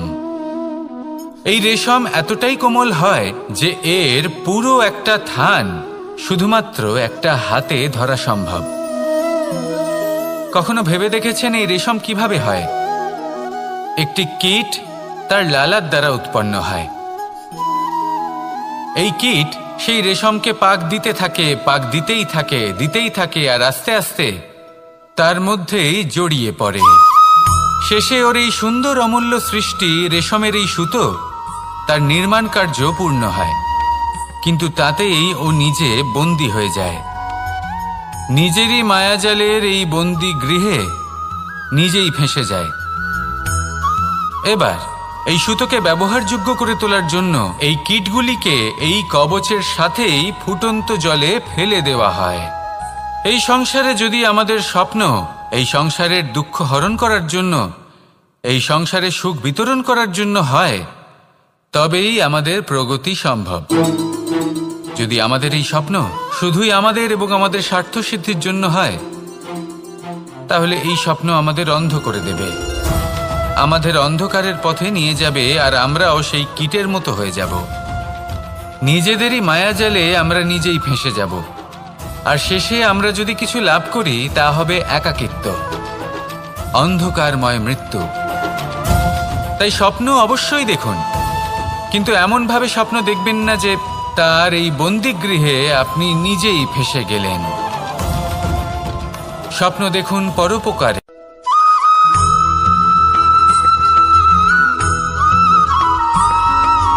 কথায় আছে, প্রত্যেক পুত্র তার পিতার প্রতিচ্ছবি হয়, আর সমস্ত প্রতিচ্ছবি চায় যেন সে তার অস্তিত্ব প্রাপ্ত করতে পারে। পুত্র চায় সে যেন তার পিতার মতো হয়, বা কখনো কখনো তার থেকেও শ্রেষ্ঠ হয়। সেটা কোনো অনুচিত ব্যাপার নয়। অনুচিত তখন হয় যখন পুত্র নিজের পিতার মতো হবার স্বপ্ন পূরণ করতে গিয়ে বা তার থেকেও শ্রেষ্ঠ হওয়ার স্বপ্ন পূরণে অনুচিত পথের আশ্রয় নেয়। কারণ তারপরে সে তার পিতার গুণগুলি আত্মসাৎ করতে চায় না। সে শুধুই এটা চায় যে সংসারের চোখে যেন আমি শ্রেষ্ঠ প্রমাণিত হই। এটা অনুচিত।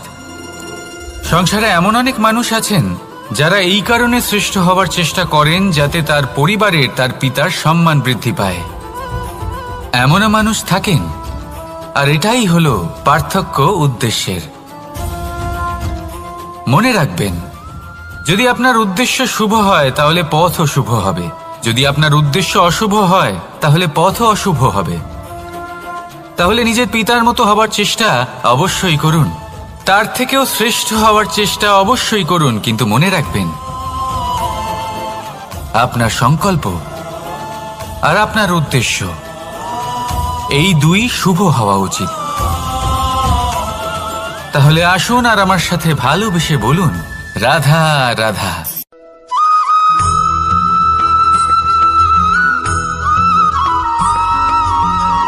মানুষ ভাবেন যে ধন অর্জন করা হলো অত্যন্ত গুরুত্বপূর্ণ। তিনি আজীবন ধন অর্জন করতে থাকেন, ধন অর্জন করার চেষ্টা করতে থাকেন। সে যাই হয়ে যাক না কেন, পরিশ্রম করতে থাকেন।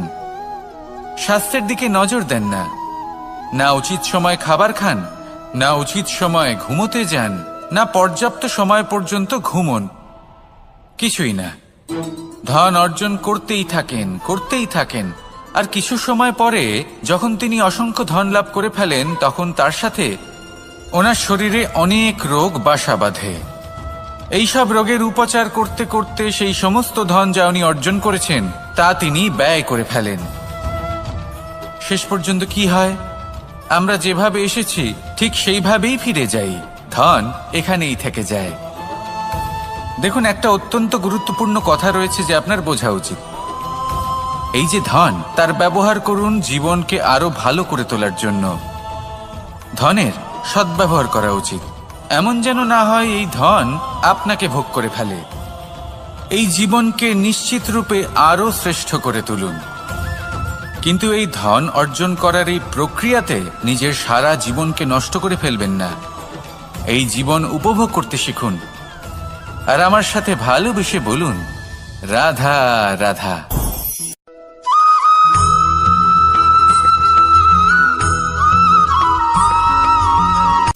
সূচের শেষে একটি ছিদ্র থাকে যার দ্বারা আমরা এই সুতো পরাতে পারি, আর তারপর সূচের সাহায্যে এই সুতো দিয়ে বস্ত্র সেলাই করা যায়। কিন্তু যদি সুতোটা সোজা করে ধরা না হয় তাহলে সূচে কখনো এই সুতো পরানোই সম্ভব নয়। যদি এতে কোনো গিঁট পড়ে তখন তা কখনোই এই ছিদ্র দ্বারা প্রবেশ করা সম্ভব নয়। ঠিক এইভাবেই যদি আপনি কারোর জীবনে প্রবেশ করতে চান, কারোর অন্তরে প্রবেশ করতে চান, তাহলে আপনাকেও সহজ থাকতে হবে। এতে কোনো গিঁট থাকলে চলবে না, অর্থাৎ মনে যাতে কোনো মালিন্য না থাকে, যেন কোনো কুচিন্তা না থাকে। যদি এসব থাকে তাহলে আপনি কখনো কারোর জীবনে প্রবেশ করতে পারবেন না। আর যদি কোনোভাবে আপনি প্রবেশ করেও যান তাহলে তার মনে ঘর করতে পারবেন না। নিজেকে এই সুতোর মতন করে তুলুন, সহজ। মনে যেন কোনো কুচিন্তা না থাকে, সবার প্রতি যেন সদ্ভাবনা থাকে, শুভ চিন্তা থাকে। এমনটা করতে থাকুন। এমন একটা দিন আসবে যেদিন এই সমস্ত সংসারের ব্যক্তির মনে আপনি বাস করবেন, আর তখন এই মন প্রসন্ন হয়ে বলবে, রাধা রাধা।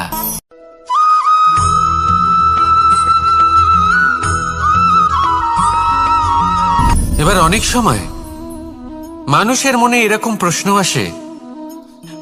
আসে যে এই সংসারে সবথেকে বড় বিপদ কি? কেউ বলে ধর্ম সংকট, আবার কেউ বলে প্রাণের ওপর আসা সংকট। প্রত্যেক মানুষের জীবনে বিভিন্ন সংকট আসে, আর এই সমস্ত সংকট অত্যন্ত বিচিত্র হতে পারে। এই সমস্ত সংসার হলো সংকট দ্বারা পরিপূর্ণ। ঠিক আছে, আপনাকে একটা উদাহরণ দিই। একজন ধনী ব্যক্তি, এবার ওনার জীবনে সংকট কি হতে পারে? সংকট এটাই যে কেউ তার সম্পত্তি চুরি না করে নেয়, আমরা বুঝতে পারছি। এবার একজন চোর, তার জীবনে সংকট কি হতে পারে? যে চুরি করার সময় সে যদি তার একটা কাশি চাপতে না পারে তাহলে সে ধরা পড়ে যেতে পারে, ঠিক কিনা? আবার অনেক সময় এমনও হয় যে যার জন্য আমি সংকট, সেও আমার কাছে সংকট। যেমন এই পরিস্থিতিতে দেখুন, সংকট হলো সংকট, এ তো জীবনে থাকবে, কিন্তু এর সম্মুখীন কিভাবে হওয়া যায়? খুব সরল। সব এটার ওপর নির্ভর করে, মনের ওপর। এই মনকে নিয়ন্ত্রণ করলে সব ঠিক থাকবে। এবার যদি ধনী ব্যক্তি মনকে নিয়ন্ত্রণ করে ফেলেন, নিজের অর্থের ব্যবহার শুভ কাজের জন্য, সমাজের সেবার জন্য বিকাশ করতে করেন, ওই অর্থকে একত্রিত করে না রাখেন, তাহলে চুরির সমস্যা, এই সংকট সেখানেই কেটে যাবে। এবার যদি কথা বলি সেই চোরের, তাহলে চোর যদি নিজের মনকে সংযত করে নেয়, যদি নিজের কর্মকে নিয়ন্ত্রণ করতে পারে, তাহলে এমন কোনো স্বর নেই, এমন কোনো স্বর নেই যা ওকে ধরা পড়তে বাধ্য করবে। সেই জন্য জীবনে সংকট যতই আসুক, যত বড়ই সংকট আসুক না কেন, কবচ হলো একটাই, আর এই কবচের নাম হলো আত্মনিয়ন্ত্রণ। নিজের মনকে নিয়ন্ত্রণে রাখতে শিখুন। এটা নিজের জীবনে প্রয়োগ করে তো দেখুন। যদি আপনি করতে পারেন, তবে আপনি দেখবেন যে সংকট তো জীবনে আসা যাওয়া করে, কিন্তু সেই সংকটগুলির সম্মুখীন আপনি এইভাবে করতে পারবেন। তাহলে সেটাই করুন, আর আমার সাথে ভালোবেসে বলুন, রাধা রাধা।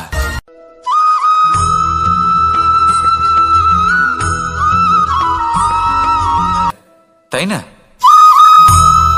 মানুষ যখন হিরে নিজের হাতে নেয়, তখন সবার আগে কি খোঁজে? দর্পণ, যাতে তার মধ্যে দিয়ে দেখে সে বুঝতে পারে যে সেই হিরে আদৌ তার শোভাবর্ধন করছে কিনা, তাকে ভালো দেখাচ্ছে কিনা, প্রসাধনের জন্য সেটা ব্যবহার করা ঠিক হবে কিনা। অর্থাৎ হীরের উপস্থিতিতে দর্পণের গুরুত্ব কম হলো না, দর্পণের কারণে হীরের মূল্য বোঝা গেল। আমাদের জীবনেও ঠিক এরকমই ঘটে। আপনারা যদি সংসারে নিজের আশেপাশে দেখেন, এমন অনেক মানুষ দেখতে পাবেন যারা নিজেদের ক্ষেত্রে মহান স্থানে পৌঁছেছেন, নিপুণ এবং শ্রেষ্ঠ হয়েছেন। ছোট মনে করবেন না। আসুন আর আমার সাথে ভালোবেসে বলুন, রাধা রাধা।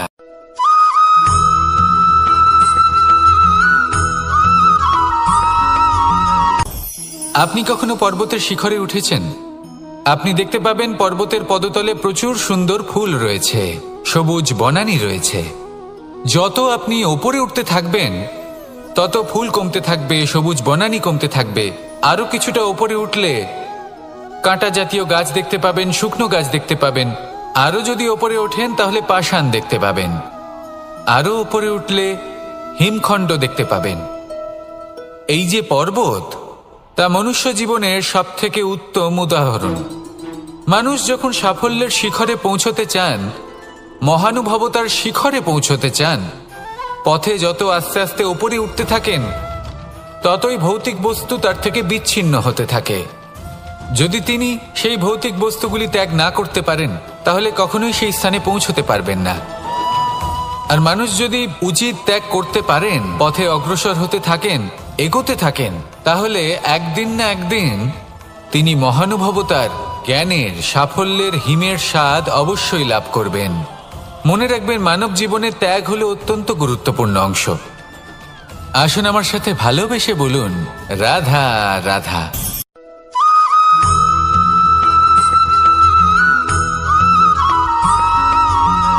পিতা আর পুত্রের সম্পর্ক অত্যন্ত মধুর হয়ে থাকে। পিতা স্বপ্ন দেখেন, তাকে পূর্ণ করার সকল সম্ভাব্য চেষ্টা করেন, কিন্তু তাও অনেক সময় ওনার স্বপ্ন অপূর্ণ থেকে যায়। তখন পিতা ভাবেন যে স্বপ্ন উনি পূর্ণ করতে পারেননি, ওনার সন্তান তা অবশ্যই পূরণ করবে। যে স্থানে উনি কখনো পৌঁছতে পারেননি, সেই স্থানে ওনার পুত্র অবশ্যই পৌঁছবে। পিতা নিজের সন্তানের ভবিষ্যৎ নিয়ে সেই স্বপ্ন দেখেন, আর যখন সেই সন্তান সামনে এগোতে থাকে, তখন তার দুঃখ হয় না, বরং গর্ব হয়। ওনার ভালো লাগে এটা দেখে যে ওনার সন্তান অনেক উন্নতি করছে। কিন্তু যখন সন্তান নিজের অভিভাবকের শক্তি দেখে, তার যশ দেখে হিংসা করতে থাকে, সমস্যা সেইখানেই শুরু হয়। সেই জন্য সকল সন্তানকে এটা মনে রাখতে হবে। দেখুন, পুত্র হবার সুবাদে, এক সন্তান হবার সুবাদে এটা হলো আপনার অধিকার যে আপনি আপনার পিতার থেকে বেশি উন্নতি করবেন। আপনার পিতাও এটাই চান, কিন্তু সুস্থভাবে এটা করুন। একটা রেখা টেনে নিন যাতে আপনি তাতে এগোতে পারেন আর আপনার পিতার তাতে গর্ববোধ হয়, আর সেই বিষয়ে দুঃখ না হয় যে আমার সন্তান আমাকেই ছোট করার চেষ্টা করছে। ইতিহাস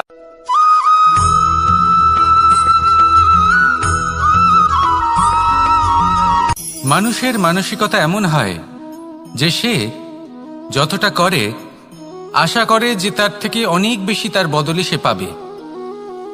দেখুন, সবকিছুই আপনার ভাবনা চিন্তার উপর নির্ভর করছে। আপনি যদি ফলের বিষয়ে ভেবে কর্ম করতে থাকেন তাহলে সেটা অনুচিত। জীবনের আসল আনন্দ হলো নিজের কর্ম করতে থাকা, ফলের চিন্তা করা উচিত নয়। যদি আপনি এরকম ভাবেন যে আমি এতটা করছি, আমার এতটা পাওয়া উচিত, সেই ভাবনা অনুচিত। যদি আপনি সেবার মানসিকতা নিয়ে কর্ম করতে থাকেন, কর্মচক্রে প্রবাহিত হন, যদি আপনি এমন ভাবনা রাখেন যে আমি এতটা পাচ্ছি তাই এর থেকে অনেক বেশি আমি কর্ম করব, তাহলে নিশ্চিত রূপে আপনি যতটা করছেন তার থেকে অনেক বেশি আপনি পাবেন।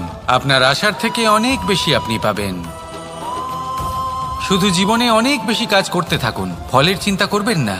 আর মনে রাখবেন, এই ভাবনাই সব থেকে বড় বীজ। কর্মের উপর বিশ্বাস রাখুন। জীবনে যা যা আপনি চান সবই সুখময় হবে। আসুন আর আমার সাথে ভালোবেসে বলুন, রাধা রাধা।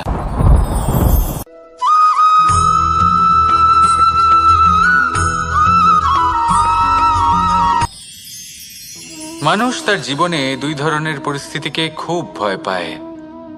এক, কোনো কারণবশত কারোর সামনে নত হওয়া। দুই, কোনো কারণে নিজের চরিত্র থেকে, নিজের মূল্যবোধ থেকে বিচ্যুত হওয়া। এবার কেন হয় এরকম যে কথায় কথায় কারোর সামনে নত হতে হয়?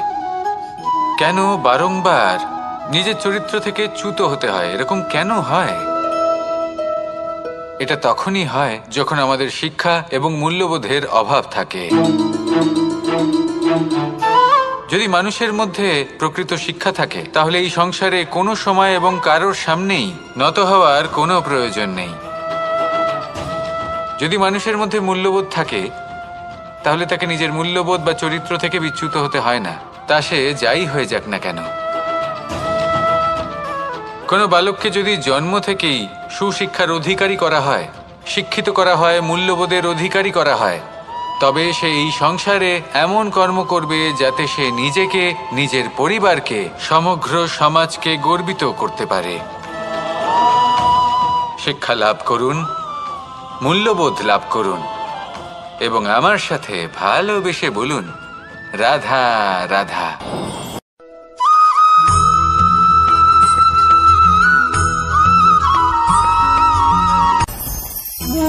ভোজন। এবার ভোজন সংগ্রহ করার জন্য মানুষ কি না করেন, সব সময় চেষ্টা করতে থাকেন। ফসল উৎপাদনের জন্য অনেক পরিশ্রম করতে থাকেন, কিন্তু অনেক সময় অনেক পরিশ্রম করার পরেও ফসল ভালো উৎপাদন হয় না। এর কারণ কি? কারণ হলো এটাই যে আপনি পরিশ্রম হয়তো অনেক করেছেন, কিন্তু আপনার নজর তো সেই বীজের দিকে ছিলই না যা আপনি রোপণ করেছেন। সেই জন্য সব সময় কোনো বীজ রোপণ করার আগে তাকে পরখ করে দেখুন, তা অত্যন্ত আবশ্যক। আর সেইভাবেই যখনই কোনো কর্মের প্রশ্ন আসে তাহলে সেখানে শুধুমাত্র পরিশ্রম যথেষ্ট নয়, সেই কাজের প্রতি আপনার কর্তব্য কি, আপনার উদ্দেশ্য কি, সেটা জানা হলো অত্যন্ত গুরুত্বপূর্ণ। তাই কর্ম করুন, কিন্তু সেই কর্মের প্রতি আপনার যা উদ্দেশ্য তার মাহাত্ম্য বুঝতে চেষ্টা করুন। তাহলে আসুন আমার সাথে ভালোবেসে বলুন, রাধা রাধা।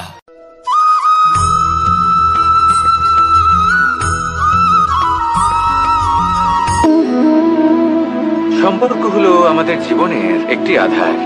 কিছু সম্পর্ক এমন যা আমরা জন্মসূত্রে লাভ করি, যেমন পরিবার, মা, বাবা। কিছু সম্পর্ক আছে যা আমরা জীবনে অর্জন করে থাকি, তা সে প্রেমের হোক, স্নেহের হোক বা বন্ধুত্বের। এই সকল সম্পর্ক লাভ করার বা গড়ে তোলার 5টি ধাপ রয়েছে। প্রথম ধাপ, কোনো ব্যক্তির সাথে আলাপ হওয়া, তার সাথে কথা বলা বা তাকে দেখা। দ্বিতীয় ধাপ, সে ব্যক্তিকে আমাদের ভালো লাগা। তৃতীয় ধাপ,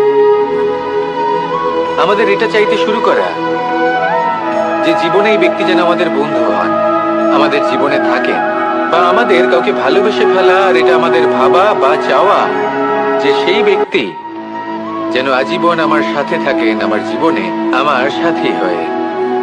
চতুর্থ ধাপ, লাভ করা। এবার এই ধাপটি অনেক মানুষের পক্ষেই খুবই সরল হয়, বড়ই সরলভাবে নিজেদের সঙ্গীকে লাভ করে থাকেন।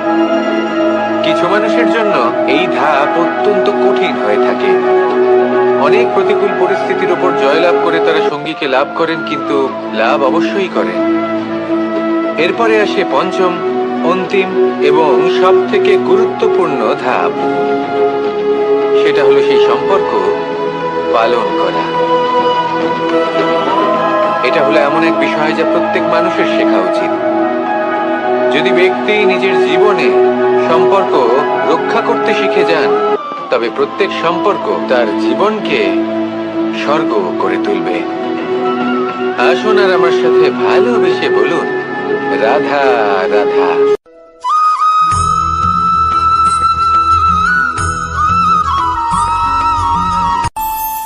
আমাদের মনে যখন কোনো প্রশ্ন ওঠে, কোনো দ্বন্দ্ব জাগে, তখন আমরা যাই আমাদের গুরুর কাছে, আমাদের আরাধ্যের কাছে গিয়ে জিজ্ঞেস করি। এইভাবেই একদিন আমি পৌঁছলাম আমার আরাধ্যের কাছে, আমার মহাদেবের কাছে, আর ওনাকে প্রশ্ন করলাম যে মহাদেব, জীবনে আনন্দ পাওয়ার, উৎসব পালনের, প্রেম ভাগ করে নেবার, জীবনকে উপভোগ করে নেওয়ার সর্বশ্রেষ্ঠ সময় কোনটা? মহাদেব হাসলেন আর উনি বললেন, জীবনে উৎসব পালনের সব থেকে শ্রেষ্ঠ দিন হল মৃত্যুর ঠিক আগের দিনটা। প্রেম ভাগ করে নেওয়ার সব থেকে শ্রেষ্ঠ মুহূর্ত হল মৃত্যুর ঠিক আগের মুহূর্ত। জীবনকে উপভোগ করে নেওয়ার সর্বশ্রেষ্ঠ প্রহর হল মৃত্যুর এক প্রহর পূর্বে। তখন আমি চমকে গেলাম। আমি বললাম, কিন্তু মহাদেব, মৃত্যু তো অনিশ্চিত, আমরা জানিও না কবে আমাদের মৃত্যু হবে। মহাদেব আবার হাসলেন। উনি বললেন যে যদি আমরা এভাবে জীবন কাটাই যে আমরা জীবনের প্রত্যেক দিন, প্রত্যেক মুহূর্ত, প্রত্যেক প্রহর শেষ বলে মনে করি, তাহলে আমাদের সমস্ত জীবন আনন্দের সাথেই অতিবাহিত হবে। কি বলেন?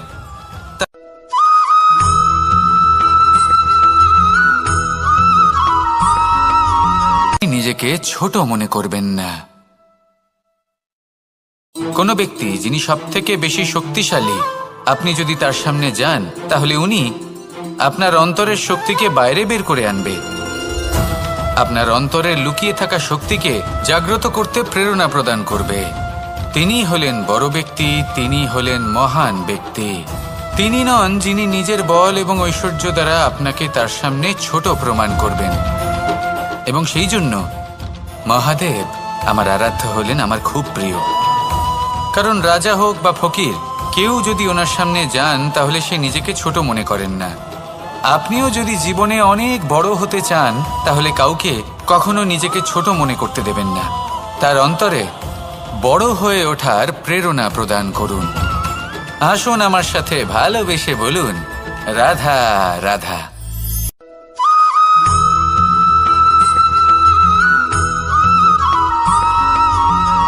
যখন আমরা কোনো বনে প্রবেশ করি, তখন এই সবুজ ঘাস দেখে, এই কোমল ঘাস দেখে আমাদের মন প্রফুল্ল হয়ে ওঠে। ভিন্ন ভিন্ন প্রজাতির ফুল, ভিন্ন ভিন্ন রঙের ফুল দেখে এই মন আনন্দে ভরে ওঠে। এখানে শিশুরা আনন্দ লাভ করে, বড়রা ভোজন গ্রহণ করেন, কথাবার্তা বলেন, হাঁটাহাঁটি করে বেড়ান।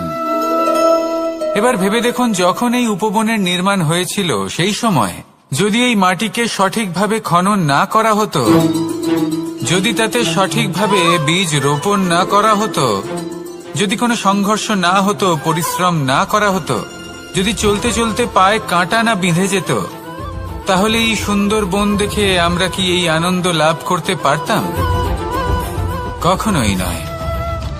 ধরুন কোন নদীর তটে সুন্দর একটি বন আছে, সেই বনের আনন্দ লাভ করতে গেলে আপনাকে সেই নদী পার করতেই হবে। যদি সুখের নদীর কাছে পৌঁছতে চান তাহলে তটে যে কাঁটা রয়েছে সেগুলোর সাথে সংঘর্ষ করতেই হবে। এই সংসারে যদি আপনি সুখ লাভ করতে চান তাহলে সুখ লাভের এই যাত্রা শুরু করতে হবে সংঘর্ষ দ্বারা। তাহলে সংঘর্ষকে স্বাগত জানান, এর পেছনেই সুখ রয়েছে যা আপনার জন্য অপেক্ষা করছে। এবার হাসুন আর আমার সাথে ভালোবেসে বলুন রাধা।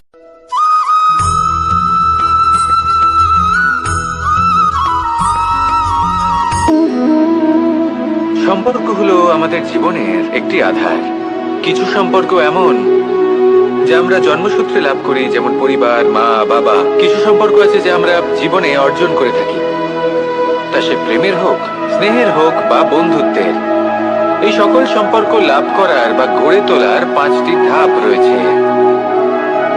প্রথম ধাপ, কোনো ব্যক্তির সাথে আলাপ হওয়া, তার সাথে কথা বলা বা তাকে দেখা। দ্বিতীয় ধাপ, সে ব্যক্তিকে আমাদের ভালো লাগা।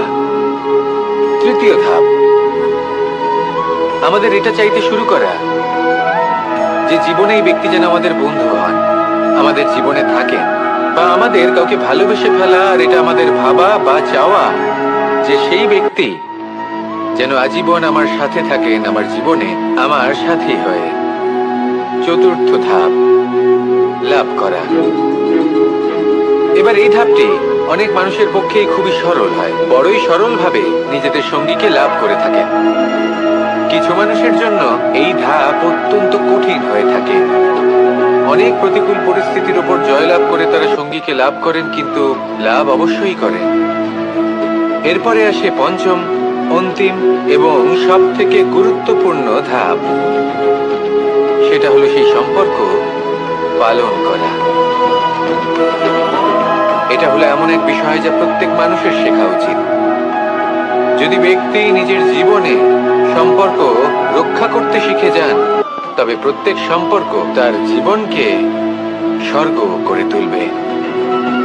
আসুন আর আমার সাথে ভালোবেসে বলুন রাধা রাধা।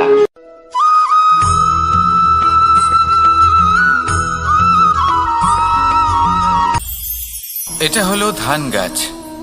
এর থেকে নষ্ট করে দেবে, কিন্তু নিজে জীবিত থাকবে। এটাই হলো আজকের শিক্ষা। এই সংসারে যদি আপনি নীতির পথে চলতে চান, উচিত কর্ম করতে চান, সংসারকে সেবা করতে চান, তাহলে জংলি ঘাসের মতো ব্যক্তিদের থেকে সবসময় দূরে থাকতে হবে।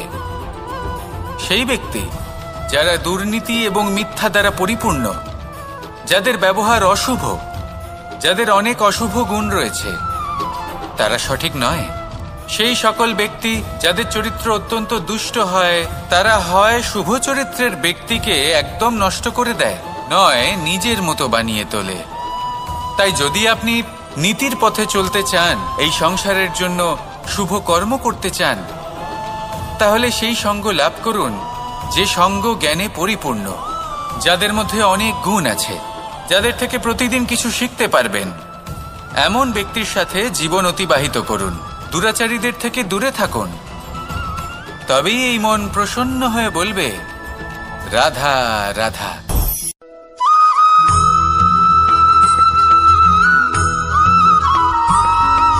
মানুষের একটি সমস্যা আছে যে মানুষ সাফল্যকে মাপতে থাকেন, লক্ষ্যপ্রাপ্তিকে মাপতে থাকেন এবং তার তুলনা করতে থাকেন যে ও এত কিছু পেল আর আমি পেলাম না,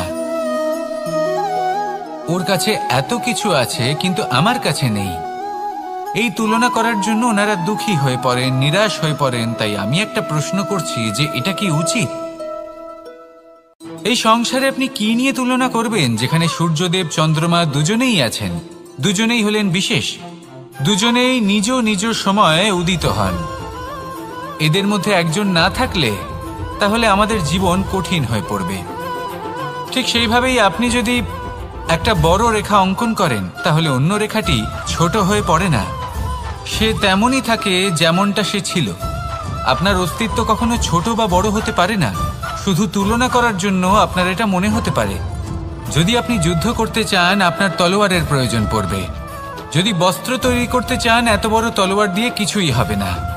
তখন প্রয়োজন পড়বে একটা ছোট্ট সূচের। তাই তুলনা করবেন না, না নিজেকে ছোট মনে করবেন, না অন্য কাউকে। সবার সাথে সহযোগিতা করুন, আর যদি তুলনা করতেই হয় নিজের সাথে করুন, যে কাল আমি কেমন ব্যক্তি ছিলাম, আজ কি তার থেকে শ্রেষ্ঠ হয়ে উঠতে পেরেছি। ভেবে দেখুন ভবিষ্যতে গিয়ে আপনি কতটা শ্রেষ্ঠ ব্যক্তি হতে পারেন। আসুন আমার সাথে ভালোবেসে বলুন, রাধা রাধা।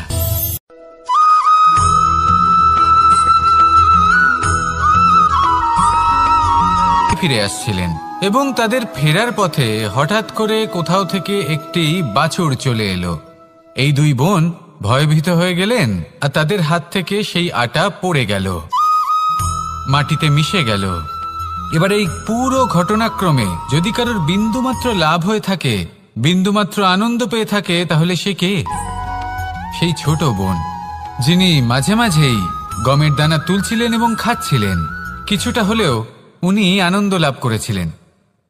এবার এরকমই হলো আমাদের জীবনে ভক্তি এবং ভালোবাসা সংক্রান্ত বিষয়। মানুষ নিজের জীবনের দৈনিক কাজে এতটাই ব্যস্ত হয়ে পড়েন, প্রত্যেকদিন শুধু কাজ কাজ কাজ কাজ করতে থাকেন, আর তাতে ভক্তি এবং ভালোবাসার জন্য সময় বার করতেই পারেন না। দেখুন, জীবনে ভক্তি আর প্রেমের এই যে ছোট ছোট মুহূর্ত আছে, এগুলো যদি আপনি যাপন করতে পারেন, তাহলে তাতেই আপনি তৃপ্তি লাভ করবেন। বাকি সবই আপনার ব্যর্থ বলেই মনে হবে। জীবনে যখনই আপনি কোনো কাজ করবেন, ঈশ্বরের প্রতি সমর্পিত হয়ে সেই কাজ করুন। আর যখনই সময় পাবেন, তাহলে সেই সময় নিজের আপনজনদের দিন। যাদের আপনি ভালোবাসেন তাদের প্রতি যত্নবান হন, তাদের শুভাকাঙ্ক্ষী হন। এই প্রেম আর ভক্তির ছোট ছোট মুহূর্তগুলো আপনার জীবনকে চরিতার্থ করে তুলবে। আসুন আমার সাথে ভালোবেসে বলুন, রাধা রাধা।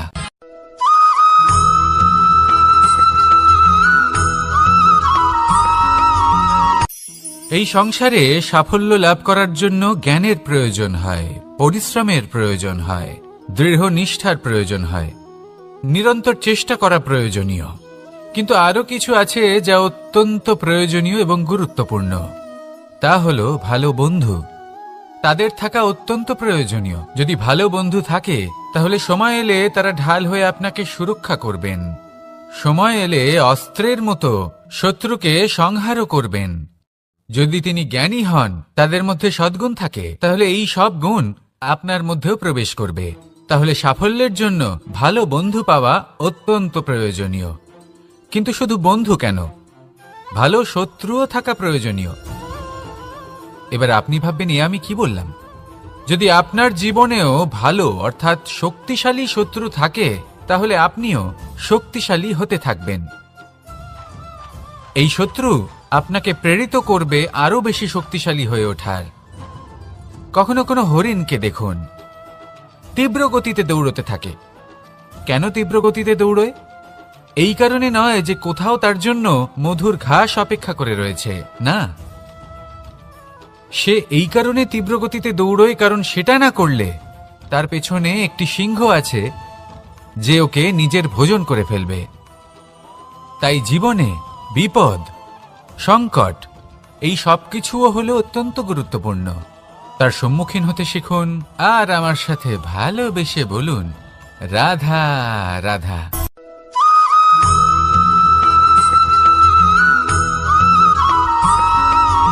জীবনে অগ্রসর হওয়ার জন্য আমাদের ভিন্ন মানুষ ভিন্ন ভিন্ন বিকল্প চয়ন করে। যদি আমি আপনাকে বলি, তাহলে জয় আর পরাজয়ের মন্ত্র দুটো শব্দের উপর নির্ভর করে, মেনে নেওয়া আর দৃঢ় হওয়া। যদি মেনে নেন, তাহলে হেরে যাবেন।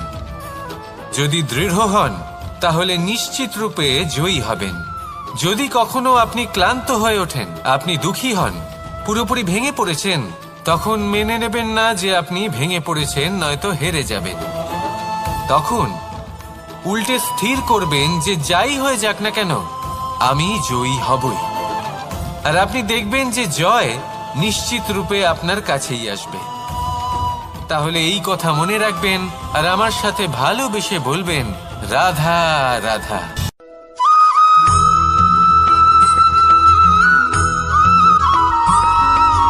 জীবনে যখন কোনো ব্যক্তি নিজের লক্ষ্য প্রাপ্তির জন্য নিরন্তর পরিশ্রম করতে থাকেন, চেষ্টা করতে থাকেন, তখন তিনি কষ্ট অনুভব করেন, কখনো শারীরিক কষ্ট, কখনো মানসিক কষ্ট।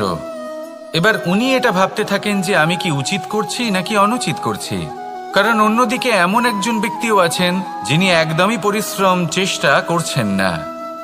তিনি মদিরা পান করেন, বিলাসিতায় জীবন কাটান, অলস প্রকৃতির হয়ে ওঠেন, নিদ্রাতে বিলীন হয়ে থাকেন আর ভাবেন যে তিনি সুখ লাভ করছেন। কিন্তু এরকম কেন হয়?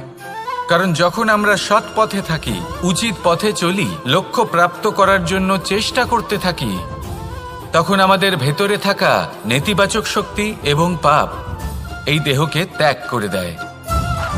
আর এই অনুভূতিটাই আমাদের দুঃখের অনুভূতি দেয়, কষ্ট দেয়। এবার সেখানে যদি আমরা কুপথে চলি, অনুচিত পথে চলতে থাকি, তাহলে আমাদের ভেতরে থাকা পুণ্য এবং ধনাত্মক শক্তি আমাদের দেহ ত্যাগ করে দেয়। আর এই অনুভূতির কারণেই আমরা সুখ অনুভব করি। কিন্তু কখনো ভাববেন যে এই সুখ বেশি সময় পর্যন্ত থাকে না। সেই জন্য সবসময় মনে রাখবেন, যদি আপনি জানেন যে এটাই আপনার লক্ষ্য, এটাই উচিত পথ, শুভ পথ, তাতে নিরন্তরভাবে এগিয়ে যেতে চেষ্টা করতে থাকুন। এই কষ্ট আপনাকে সুখের পরাকাষ্ঠায় কখন পৌঁছে দেবে তা আপনি জানতেই পারবেন না। আসুন আমার সাথে ভালোবেসে বলুন, রাধা রাধা।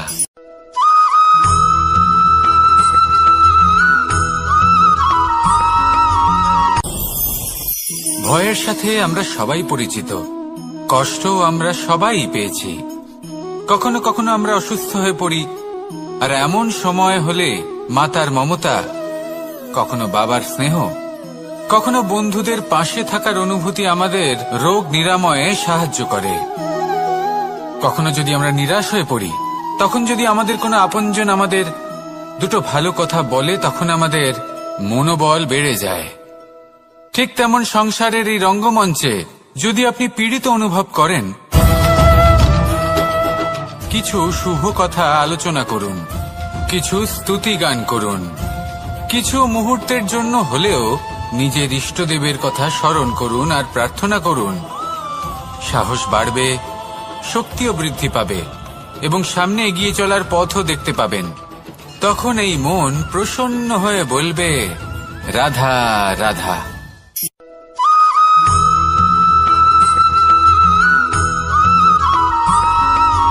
প্রত্যেক মানুষ নিজে কোনো দাসকে দেখুন, ওকে দেখে লোকে বলে যে ওর ভবিষ্যৎ সেটাই হতে পারে, অনুমান করে ফেলেন। আর এই রাজাকে দেখুন, উনি তো কত সুখী হবেন, উনি তো জগতের সব থেকে অধিক সুখী মানুষ, কত সুখ সুবিধা আছে ওনার কাছে, ধারণা করে ফেলেন। তবে সত্য তো এটাই যে কারোর ব্যক্তিত্বের বিষয়ে, তাদের ভবিষ্যতের বিষয়ে আপনি পূর্ণ সত্য কখনোই বলতে পারবেন না, শুধু অনুমান করতে পারবেন। আর এই অনুমান করে সত্যি কোনো লাভ হয় না, কারণ এই কাল সেটা হলো অত্যন্ত শক্তিশালী। কালো থেকে কালোতর কয়লাকেও হিরেতে পরিণত করতে পারে, অনেক বড় বড় রাজাকেও বিদূষক বানিয়ে ফেলতে পারে এক মুহূর্তেই। তাহলে আপনি অনুমান করে কি লাভ? কি পেলেন অনুমান করে? সেই জন্য কারোর বিষয়ে কোনো অনুমান করবেন না, তার ভবিষ্যতের বিষয়ে অনুমান করতে যাবেন না, কারোর বিষয়ে কোনো ধারণা করে নেবেন না। কিছু করতে হলে ভালোবাসুন, সবার মধ্যে ভালোবাসা ছড়ান, সবার মধ্যে ধনাত্মক ভাব ছড়ান। এই মন প্রসন্ন হয়ে বলবে, রাধা রাধা।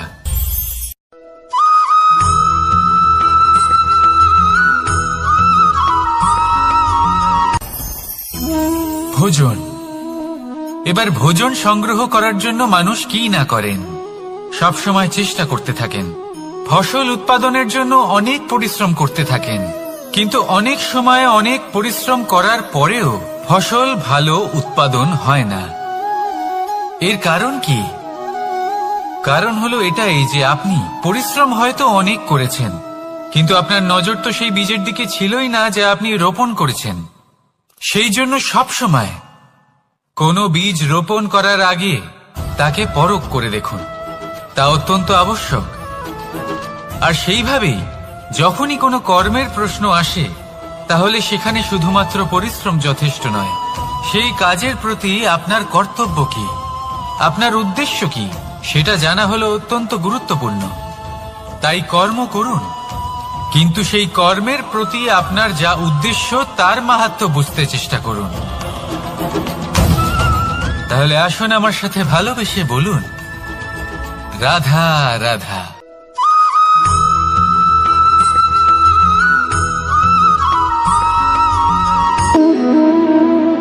সম্পর্ক হলো আমাদের জীবনের একটি আধার।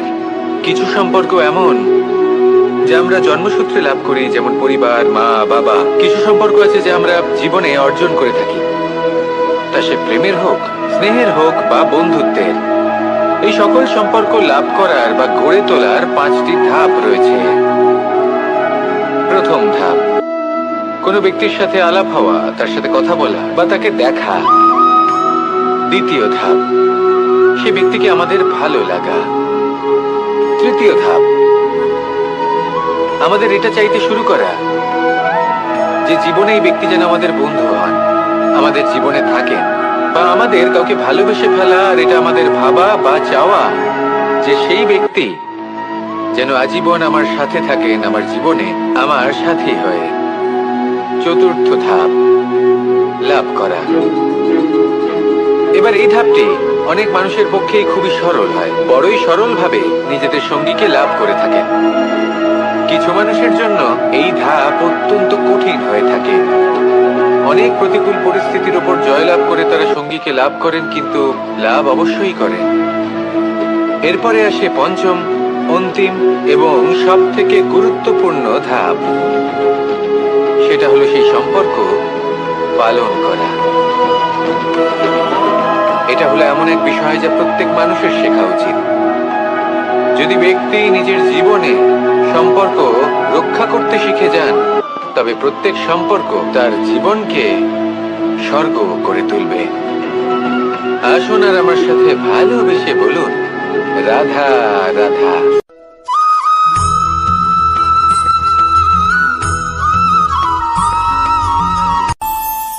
আমাদের মনে যখন কোনো প্রশ্ন ওঠে, কোনো দ্বন্দ্ব জাগে, তখন আমরা যাই আমাদের গুরুর কাছে, আমাদের আরাধ্যের কাছে গিয়ে জিজ্ঞেস করি। এইভাবেই একদিন আমি পৌঁছলাম আমার আরাধ্যের কাছে, আমার মহাদেবের কাছে, আর ওনাকে প্রশ্ন করলাম যে মহাদেব, জীবনে আনন্দ পাওয়ার, উৎসব পালনের, প্রেম ভাগ করে নেবার, জীবনকে উপভোগ করে নেওয়ার সর্বশ্রেষ্ঠ সময় কোনটা? মহাদেব হাসলেন আর উনি বললেন, জীবনে উৎসব পালনের সব থেকে শ্রেষ্ঠ দিন হলো মৃত্যুর ঠিক আগের দিনটা। প্রেম ভাগ করে নেওয়ার সব থেকে শ্রেষ্ঠ মুহূর্ত হলো মৃত্যুর ঠিক আগের মুহূর্ত। জীবনকে উপভোগ করে নেওয়ার সর্বশ্রেষ্ঠ প্রহর হলো মৃত্যুর 1 প্রহর পূর্বে। তখন আমি চমকে গেলাম। আমি বললাম, কিন্তু মহাদেব, মৃত্যু তো অনিশ্চিত, আমরা জানিও না কবে আমাদের মৃত্যু হবে। মহাদেব আবার হাসলেন। উনি বললেন যে যদি আমরা এভাবে জীবন কাটাই যে আমরা জীবনের প্রত্যেক দিন, প্রত্যেক মুহূর্ত, প্রত্যেক প্রহর শেষ বলে মনে করি, তাহলে আমাদের সমস্ত জীবন আনন্দের সাথেই অতিবাহিত হবে।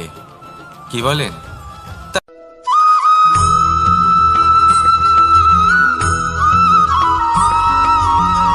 এইসব বেশি গুরুত্ব থাকে না, কিন্তু যখন অসংখ্য পাথরের টুকরো একত্রিত হয় তখন তা পর্বতের আকার ধারণ করে।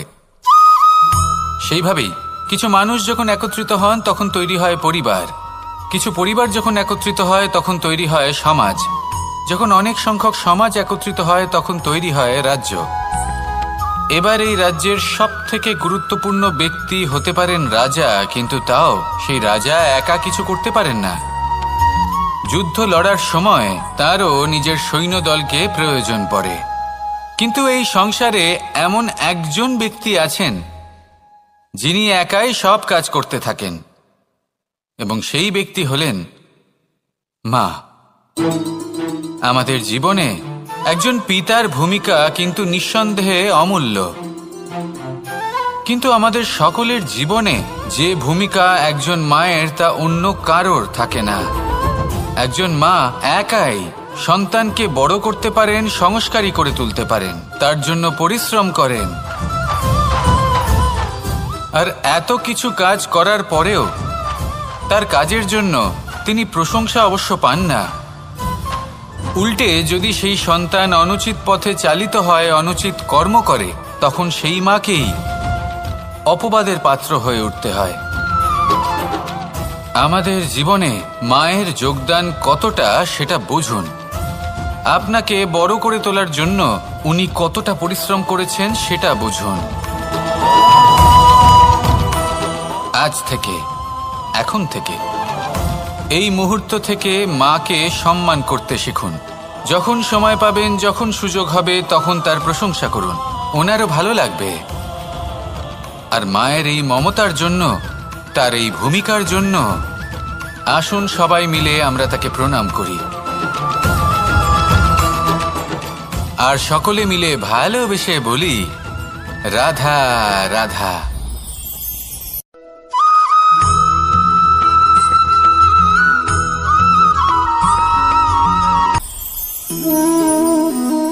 শক্তি এক অত্যন্ত বিচিত্র বস্তু, বা বলতে পারেন অনুভূতি।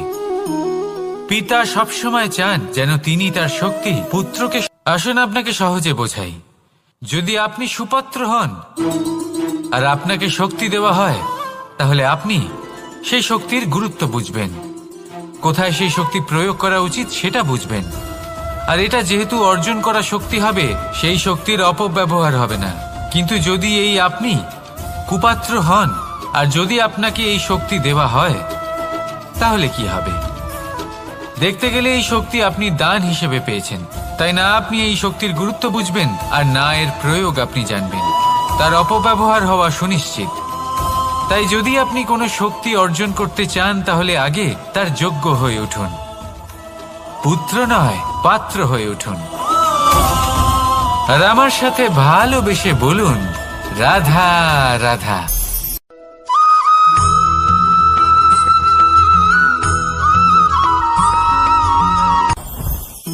জীবনে কিছু শেখা অত্যন্ত গুরুত্বপূর্ণ।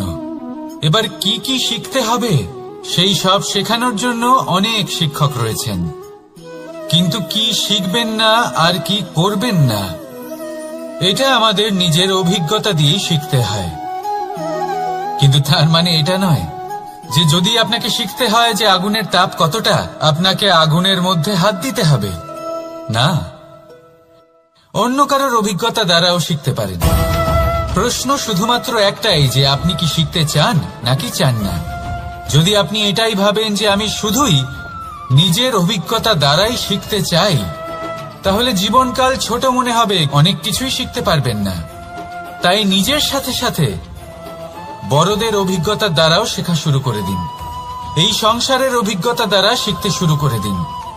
আর এটা নিশ্চিত রূপে শেখা আবশ্যক যে কখন কি করবেন না, কোথায় থামতে হবে আর কোথায় থামবেন না। তাহলে আসুন আর আমার সাথে ভালোবেসে বলুন, রাধা রাধা।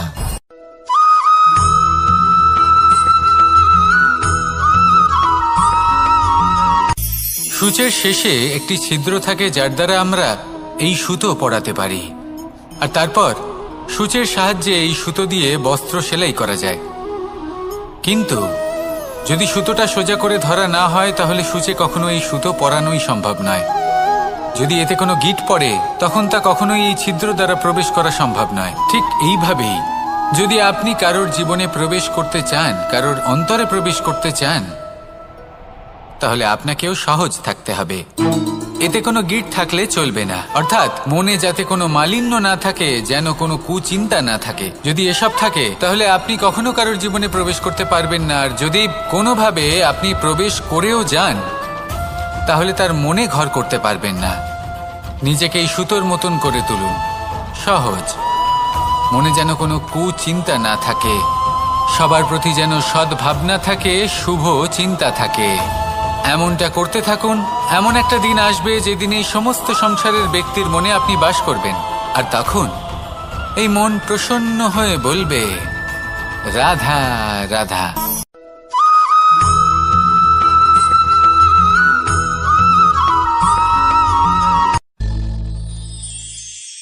শিশিরের বিন্দু পাতার ওপর পড়ে আর তার গায়ে লেগে থাকে। পাতা তাকে শুষে নিতে পারে না, আর শেষ পর্যন্ত সে ঝরে পড়ে যায়। অন্যদিকে রয়েছে মেঘ এবং চাতক। এদের মধ্যে অনেক দূরত্ব থাকে। মেঘ থাকে আকাশে আর চাতক থাকে ধরিত্রীতে। কিন্তু যখন এই মেঘ থেকে বৃষ্টি ঝরে পড়ে, এই চাতক কিন্তু সেই জলই পান করে, নয়তো সে তৃষ্ণার্ত থেকে যায়। এবার অন্যদিকে দেখলাম শিশির বিন্দু আর পাতার এই সম্পর্ক। এরা খুব কাছাকাছি থাকে, ঘনিষ্ঠও থাকে। অন্যদিকে রয়েছে মেঘ এবং চাতকের সম্পর্ক, যাদের মধ্যে অনেক দূরত্ব থাকা সত্ত্বেও তারা খুব ঘনিষ্ঠ, তাই না? এই সারমর্ম খুব সরল। এই নৈকট্য, এই দূরত্ব, তা আপনার সম্পর্কে প্রভাব কিছুতেই ফেলতে পারে না। এই নৈকট্য, এই দূরত্ব, এইসব হলো শুধুমাত্র মনের ব্যাপার। কখনো আপনি অনুভব করেছেন আপনি কারোর থেকে অনেক অনেক দূরে আছেন, অনেক দূরে আছেন, তাও সেই ব্যক্তির প্রতি আপনি টান অনুভব করেন। সেখানে আপনি কারোর সাথে প্রত্যেক দিন অতিবাহিত করেন, সমস্ত জীবন অতিবাহিত করেন, সব থেকে বেশি সময় তার সাথে অতিবাহিত করেন, তাও তার প্রতি সেই টান অনুভব করেন না। এই সংকেত হলো মনের দূরত্বের। তাহলে মনের এই দূরত্ব দূর করুন আর আমার সাথে।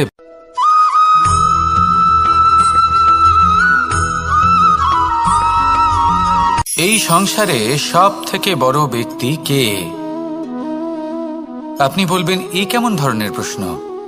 কিন্তু এটা হলো সব থেকে উচিত প্রশ্ন। কেউ এর উত্তর দেবে যে সেই মহাপ্রতাপী রাজা, তিনি হলেন সব থেকে বড় ব্যক্তি, সেই বড় রাজনীতিবিদ, তিনিই সব থেকে বড় ব্যক্তি। আমি আপনাকে জানাই যে সংসারের সব থেকে বড় ব্যক্তি হলেন তিনি, যার সাথে দেখা করলে আপনি নিজেকে ছোট মনে করবেন না। কোনো ব্যক্তি যিনি সব থেকে বেশি শক্তিশালী, আপনি যদি তার সামনে যান, তাহলে উনি আপনার অন্তরের শক্তিকে বাইরে বের করে আনবে। আপনার অন্তরের লুকিয়ে থাকা শক্তিকে জাগ্রত করতে প্রেরণা প্রদান করবে। তিনি হলেন বড় ব্যক্তি, তিনি হলেন মহান ব্যক্তি। তিনি নন যিনি নিজের বল এবং ঐশ্বর্য দ্বারা আপনাকে তার সামনে ছোট প্রমাণ করবেন। এবং সেই জন্য মহাদেব আমার আরাধ্য হলেন আমার খুব প্রিয়। কারণ রাজা হোক বা ফকির, কেউ যদি ওনার সামনে যান তাহলে সে নিজেকে ছোট মনে করেন না। আপনিও যদি জীবনে অনেক বড় হতে চান, তাহলে কাউকে কখনো নিজেকে ছোট মনে করতে দেবেন না। তার অন্তরে বড় হয়ে ওঠার প্রেরণা প্রদান করুন। আসুন আমার সাথে ভালোবেসে বলুন, রাধা রাধা।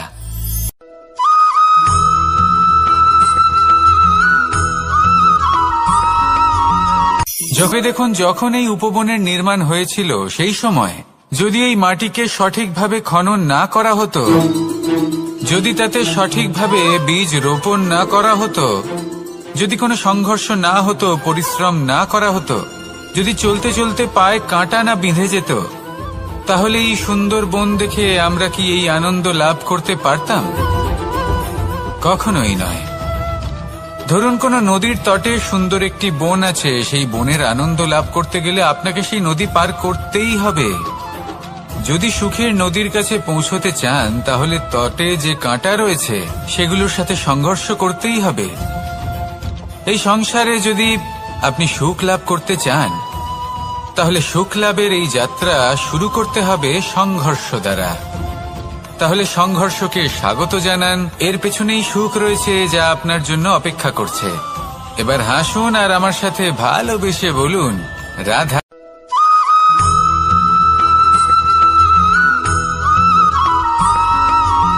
এই সংসারে সব থেকে বড় ব্যক্তি কে?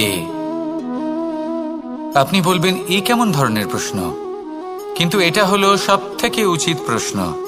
কেউ এর উত্তর দেবে যে সেই মহাপ্রতাপী রাজা, তিনি হলেন সব থেকে বড় ব্যক্তি, সেই বড় রাজনীতিবিদ, তিনিই সব থেকে বড় ব্যক্তি। আমি আপনাকে জানাই যে সংসারের সব থেকে বড় ব্যক্তি হলেন তিনি, যার সাথে দেখা করলে আপনি নিজেকে ছোট মনে করবেন না। কোনো ব্যক্তি যিনি সব থেকে বেশি শক্তিশালী, আপনি যদি তার সামনে যান তাহলে উনি আপনার অন্তরের শক্তিকে বাইরে বের করে আনবে, আপনার অন্তরে লুকিয়ে থাকা শক্তিকে জাগ্রত করতে প্রেরণা প্রদান করবে। তিনি হলেন বড় ব্যক্তি, তিনি হলেন মহান ব্যক্তি।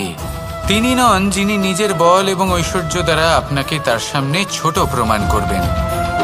এবং সেই জন্য মহাদেব আমার আরাধ্য হলেন আমার খুব প্রিয়। কারণ রাজা হোক বা ফকির, কেউ যদি ওনার সামনে যান তাহলে সে নিজেকে ছোট মনে করেন না। আপনিও যদি জীবনে অনেক বড় হতে চান তাহলে কাউকে কখনো নিজেকে ছোট মনে করতে দেবেন না। তার অন্তরে বড় হয়ে ওঠার প্রেরণা প্রদান করুন। আসুন আমার সাথে ভালোবেসে বলুন, রাধা রাধা।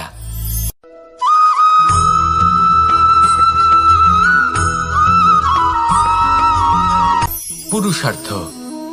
শাস্ত্রে 4 ধরনের পুরুষার্থের কথা বলা হয়েছে। প্রথম হলো ধর্ম। আপনি কি জানেন এই ধর্ম আসলে কি?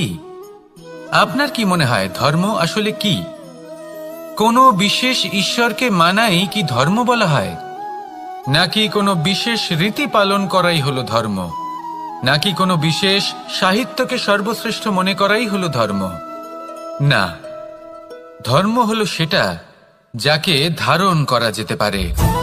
আর ধারণ শুধু সেটাই করা যায় যা পবিত্র। পবিত্র শুধু তাকেই বলা হয় যা নিঃস্বার্থ, যার মধ্যে শাসন করার কোনো ইচ্ছে নেই, যা সরলভাবেই প্রবাহমান, জল এবং বায়ুর মতো। যখন কোনো ব্যক্তি ধর্মকে ধারণ করেন এবং সেই ধর্ম সেই ব্যক্তিকে রক্ষা করে, তখন তাকে ধর্ম বলা হয়। ধর্ম যা রক্ষা করে অহংকার থেকে, খারাপ চিন্তার হাত থেকে। সেই জন্য পুরুষার্থ গড়ে তোলার আগে, ধর্ম পালন করার আগে ধর্মের প্রকৃত অর্থ কি সেটা বুঝে নিন। এটা জেনে রাখুন যে সমস্ত ধর্মের আধার, সমস্ত ধর্মের ভিত শুধুমাত্র ভালোবাসা। আসুন আর এই ভালোবাসার সাথেই বলুন, রাধা রাধা।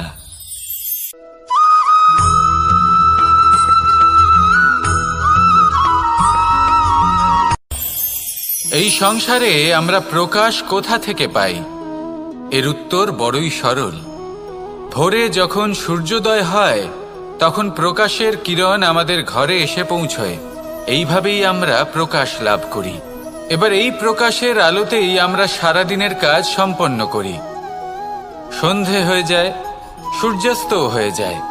আর আমাদের ঘর যাতে অন্ধকার না হয় তার জন্য আমরা একটা প্রদীপ প্রজ্বলিত করি। এটাই ঘটে আমাদের জীবনেও। এবার প্রবাহমান আয়ুর সাথে আমরা আমাদের অন্তরে যদি একটা প্রদীপ প্রজ্বলিত করে নিই তাহলে বিষয়টাই অন্যরকম হবে। এবার আপনি বলবেন কোন প্রকাশের কথা বলছি যা আমাদের অন্তরে জাগ্রত করা সম্ভব? আমাদের আত্মার মাঝে প্রেমের প্রকাশ জাগ্রত করার কথা বলছি। কারণ আমাদের এই জীবন এও হলো দিনের আলোর মতো। আজ প্রকাশ আছে কিন্তু কোনোদিন অবশ্যই অস্ত হবে। কিন্তু অস্ত হবার আগে যদি আমরা আমাদের আত্মার মাঝে প্রেমের এই প্রকাশ উজ্জ্বলিত করে নিই তাহলে আমাদের সন্ধ্যাকালও আমরা আনন্দে এবং প্রেমে যাপন করব। তাহলে আসুন আর আমার সাথে ভালোবেসে বলুন, রাধা রাধা।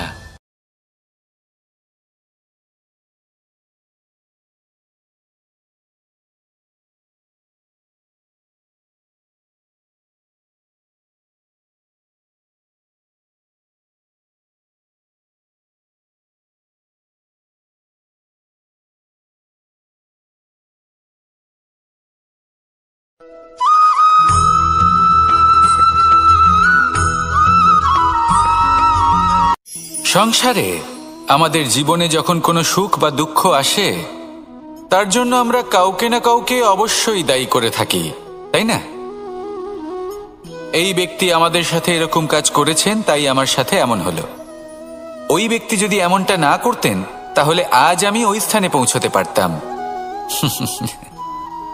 সবই আপনার দৃষ্টিভঙ্গির ওপর নির্ভরশীল। আর যদি আপনার দৃষ্টিভঙ্গি এমন হয় তাহলে তা অনুচিত। সত্যি কথা বলতে এই সংসারে ভিন্ন ভিন্ন ধরনের মানুষ আছে। এটা আপনার ওপর নির্ভর করছে কিভাবে তাদের স্বাগত জানাবেন। একবার ভাবুন, আমি আমার দুটো হাত সামনে নিয়ে এলাম, দুটো মুঠো খুলে দিলাম। দুই প্রকারের মানুষ আসবেন, কিছু না কিছু দিয়ে যাবেন। এই মুঠো যদি আমি বন্ধ করে দিই তাহলে না কেউ আমাকে কিছু দিতে পারবে, না আমার কিছু যাবে আসবে। নিশ্চয়ই বুঝতে পারছেন এই দুই ধরনের ব্যক্তি কারা এবং তারা কি দিয়ে যান। আমি যদি নিজের মুঠো খুলে দিই তাহলে কিছু ভালো মানুষ আসবেন, আমাকে আনন্দ, সন্তুষ্টি, জ্ঞান প্রদান করে যাবেন, ভালো অভিজ্ঞতা দিয়ে যাবেন।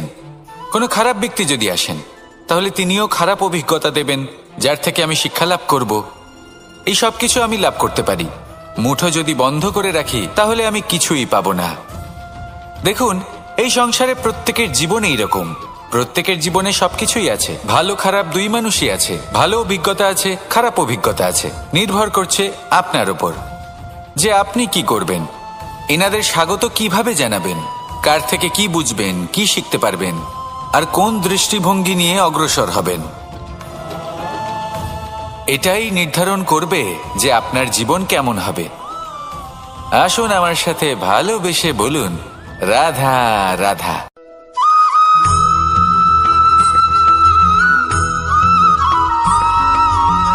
ভালো, শুধু ওনাদের কঠোর ব্যবহার দেখলে আমরা একটু ভয় পেয়ে যাই। এবার ওনাদের এই কঠোর ব্যবহার আমাদের ভালো না লাগলেও অত্যন্ত আবশ্যক, কারণ মাতার থেকে আমরা যে শক্তি লাভ করি তা যেন নিয়ন্ত্রণ হারিয়ে বিধ্বংসী না হয়ে ওঠে। আমরা যেন কোনো কুপথে না চলে যাই, আমরা কখনো যেন দোষ না করে ফেলি। শুধু সেই জন্য পিতা এবং গুরু একটু কঠোর হয়ে ওঠেন, এবং ওনাদের এই কঠোর আচরণ ভবিষ্যতে গিয়ে আমরা অবশ্যই বুঝতে পারি। জীবনে কিছু বছর আমরা এগিয়ে যাই আর তারপর আমরা বুঝতে পারি যে বাবা এবং গুরু আমাদের যথেষ্ট ভালোবাসতেন, কিন্তু ওনাদের ভালোবাসার বহিঃপ্রকাশ আলাদা। প্রয়োজনীয় হলো এটা দেখার, এটা বোঝার যে শুরু থেকে আমাদের প্রতি ওনাদের আচরণ কেমন ছিল। ওনাদের কঠোর হওয়ার পেছনে ওনাদের ভালোবাসাটা বোঝার চেষ্টা করুন, ওনাদের চিন্তাটা বোঝার চেষ্টা করুন। ওনাদের পথপ্রদর্শনের আড়ালে আপনার ভবিষ্যতের জন্য যে পরিকল্পনা ওনারা করেছেন সেটা বোঝার চেষ্টা করুন। তখন আপনারা বুঝতে পারবেন ওনাদের ভালোবাসাকে। আপনার মনের মধ্যে আপনা থেকেই ওনাদের প্রতি সম্মান জেগে উঠবে। নিজের পিতা এবং নিজের গুরু এই দুজনের প্রতি কৃতজ্ঞতা প্রকাশ করুন আর আমার সাথে ভালোবেসে বলুন, রাধা রাধা।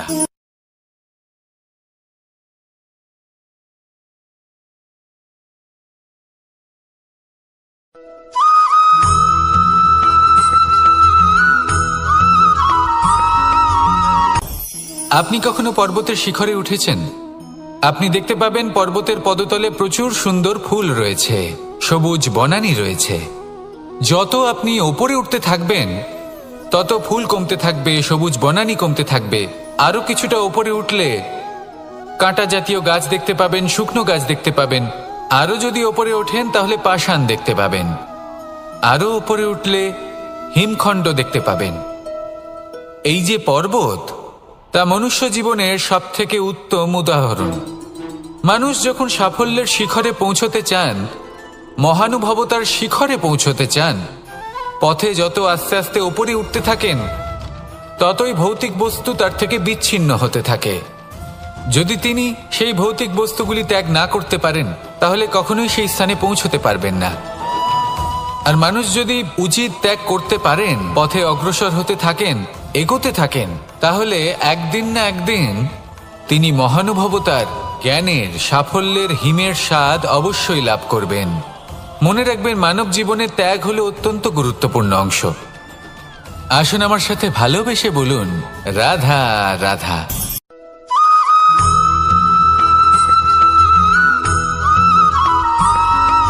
মানুষের একটি সমস্যা আছে যে মানুষ সাফল্যকে মাপতে থাকেন, লক্ষ্যপ্রাপ্তিকে মাপতে থাকেন এবং তার তুলনা করতে থাকেন যে ও এত কিছু পেল আর আমি পেলাম না, ওর কাছে এত কিছু আছে কিন্তু আমার কাছে নেই। এই তুলনা করার জন্য ওনারা দুঃখী হয়ে পড়েন, নিরাশ হয়ে পড়েন। তাই আমি একটা প্রশ্ন করছি যে এটা কি উচিত?